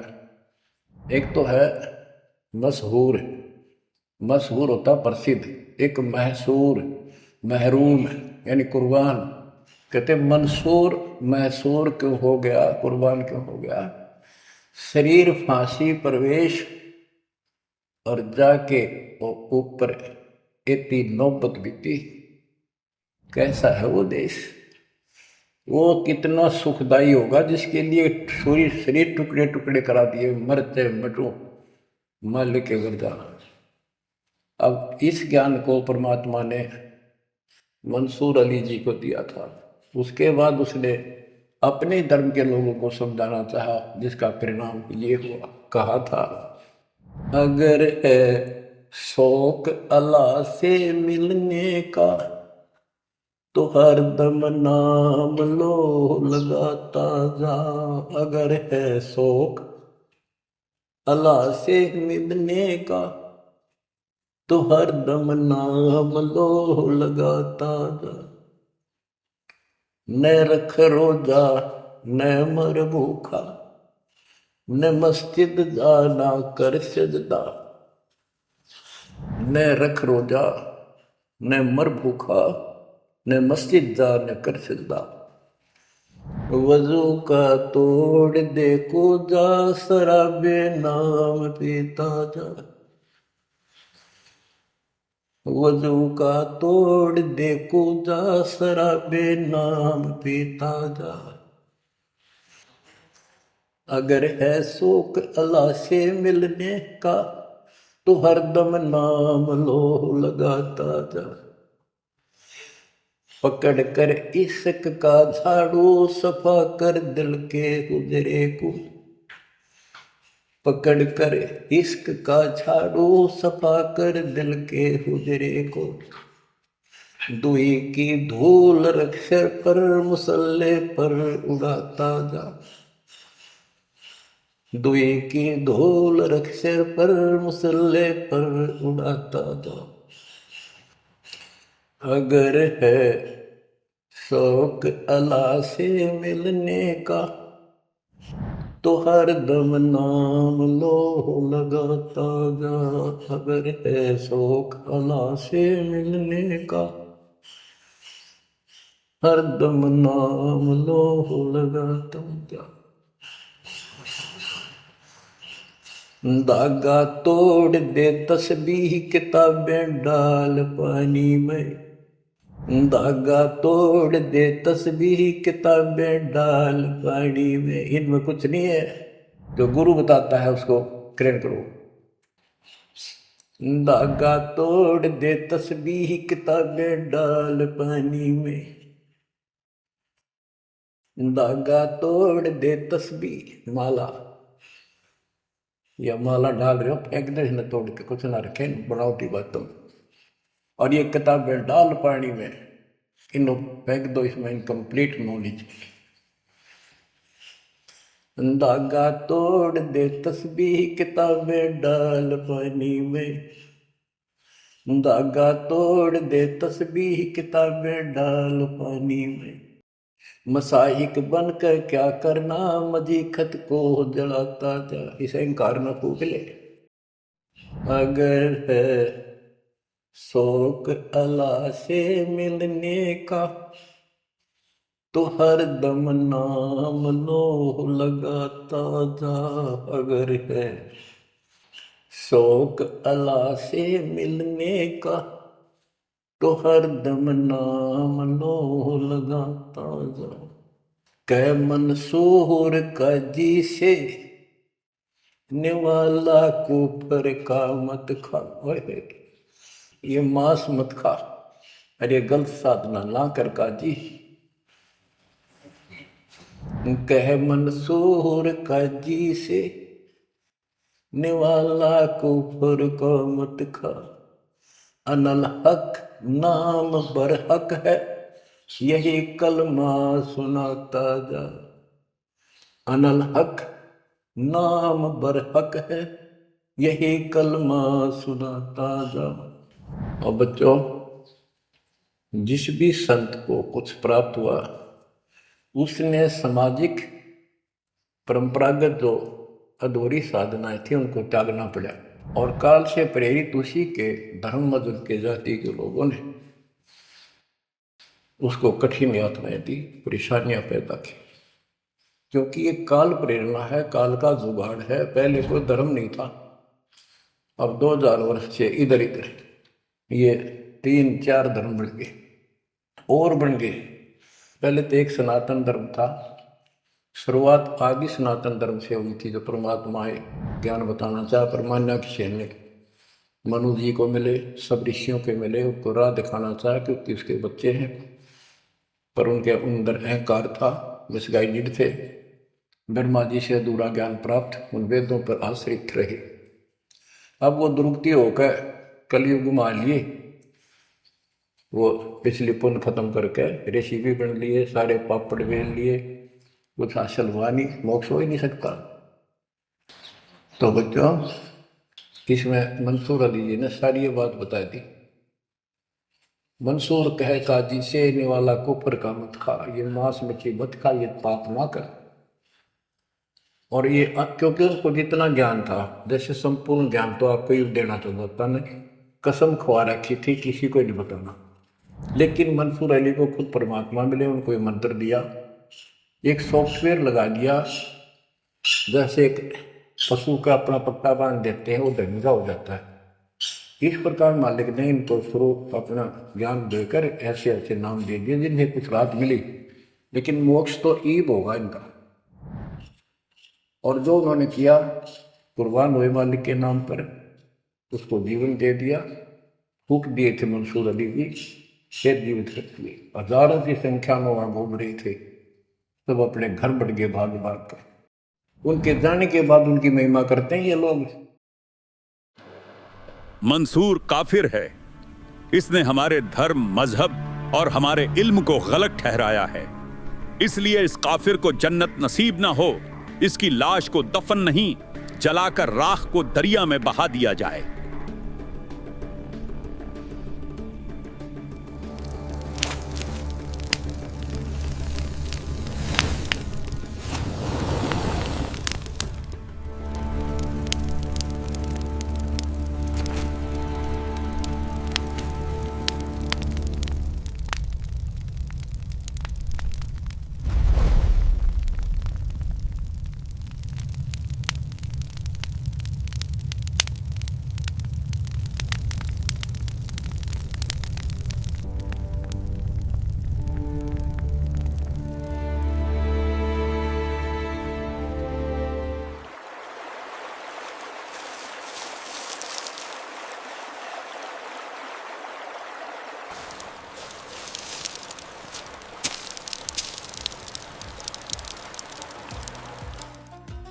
मंसूर की उस राख से भी अनल हक शब्द निकल रहे थे। कुछ ही देर बाद 1000 मंसूर नगरी की गली गली में अनल हक कहते हुए घूमने लगे और सब डरकर अपने अपने घरों में बंद हो गए। परमात्मा ने वह लीला समेट ली और फिर एक मंसूर गली गली में घूमकर अनल हक कहने लगा। फिर अंतर ध्यान हो गया।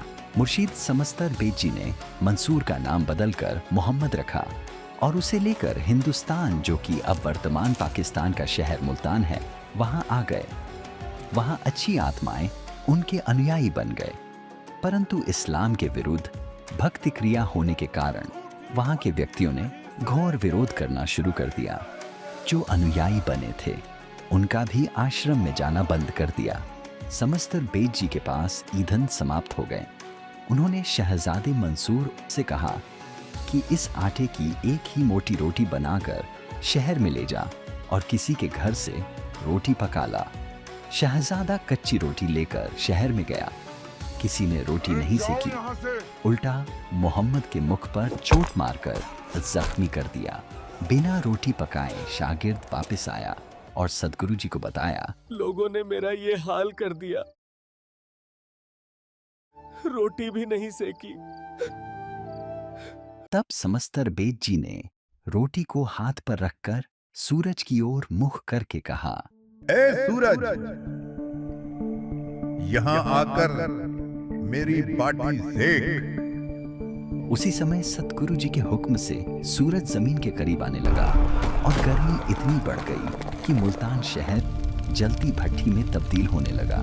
हर तरफ जलती आग जैसी गर्मी की लपटें उठने लगीं और देखते ही देखते पूरा मुल्तान शहर तेज तापमान से धधकने लगे। सभी बिना मरे भी मौत से बदतर पीड़ा भोग रहे थे। जमीन इतनी गर्म हो गई कि अंगारों की तरह तप रही थी। उस पर कदम भी नहीं टिक रहे थे। गर्मी से तप रहे लोगों की हर तरफ अफरा तफरी मच गई। उनकी आंखें बुरी तरह जल रही थी और हर सांस के साथ फेफड़े झुलस रहे थे। ऐसा लग रहा था कि शरीर के अंदर का खून खौल रहा है और सब कुछ जल रहा है। सभी सूरज की तेज गर्मी की जलन से बहुत बुरी तरह तड़प रहे थे।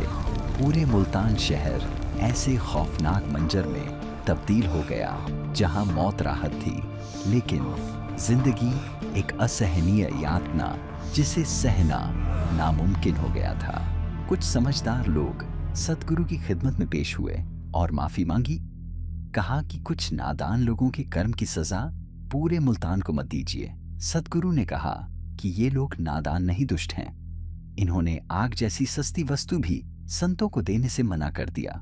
इस बच्चे का मुंह फोड़ दिया। करबद्ध खड़े लोगों ने कहा कि ये आपकी शक्ति से वाकिफ नहीं है, खुदा के लिए इन्हें माफ कर दो। ये सुनकर सतगुरु शमस्तर बेज ने कहा कि तुम खुदा को बीच में ले आए हो तो माफ कर देता हूं। सूरज की ओर नजर करके कहा, अपनी गर्मी कम कर दे। पता नहीं ये लोग दोज़ख की आग कैसे सहन करेंगे।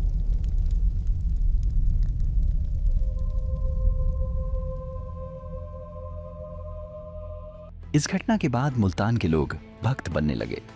असली सतगुरु कबीर जी, जो समस्तर बेज का अभिनय कर रहे थे, उन्होंने अपनी योजना के तहत इस घटना के बाद कुछ दिन मौन धारण किया, ये लीला करते हुए कि वो यानी समस्तर बेज जी अपने शिष्य मोहम्मद के साथ हुए घोर विरोध व अत्याचार को देखकर नाराजगी जताते हुए मौन हो गए हैं। वहीं दूसरी ओर असली समस्तर बेज जी, जो कि उस शहर से बहुत दूर थे, उनकी जुबान भी कुछ वर्षों से स्वाभाविक बंद थी, लेकिन शरीर एकदम स्वस्थ था और उन्हें किसी भी तरह का कोई कष्ट नहीं था। वो परमात्मा जी की प्रेरणा से मुल्तान शहर की ओर चले। प्रतिदिन की तरह समस्तर बेज जी के रूप में कादिर अल्लाह आश्रम से बाहर सुबह सैर करने गए और वापस नहीं लौटे। सुनसान जगह पर बहुत आगे जाकर अंतर्ध्यान हो गए और उसी दिन असली समस्तर बेज जी उस आश्रम में आ गए जो कुदरती मौनी हो गए थे। किसी को शक नहीं हुआ और असली समस्तर बेज जी ने आते ही शरीर त्याग दिया। लोगों को आज तक इस रहस्य का पता नहीं है। समस्तर बेज जी के शरीर को कब्र में दफना दिया गया और सन 1329 में यादगार बना दी गई। जो आज भी इस बात का गवाह है, उस कब्र की आज दोनों हिंदू तथा मुसलमान सजदा करते हैं। तो बच्चों, दास के इस प्रयत्न को सीरियसली लो। ये दाता की दया है, ये ज्यादा समय नहीं रहेगी, क्योंकि सठान गलत है। आप आँख खोल लो कि आपको बुद्धिमान बनाया, शिक्षित बनाया, और फिर दास के द्वारा ये निर्मल ज्ञान आप तक पहुंचाया। इसको दृढ़ता से अप्लाई करो, फॉलो करो, इसको अपने हृदय में धारो, इसके अनुसार चलो। बच्चों, ये ज्यादा दिन नहीं हुआ करते, कोई रजा है दाता की, लाभ उठा लो। परमात्मा आपको मोक्ष दे, सदा सुखी रखे। सत्संग।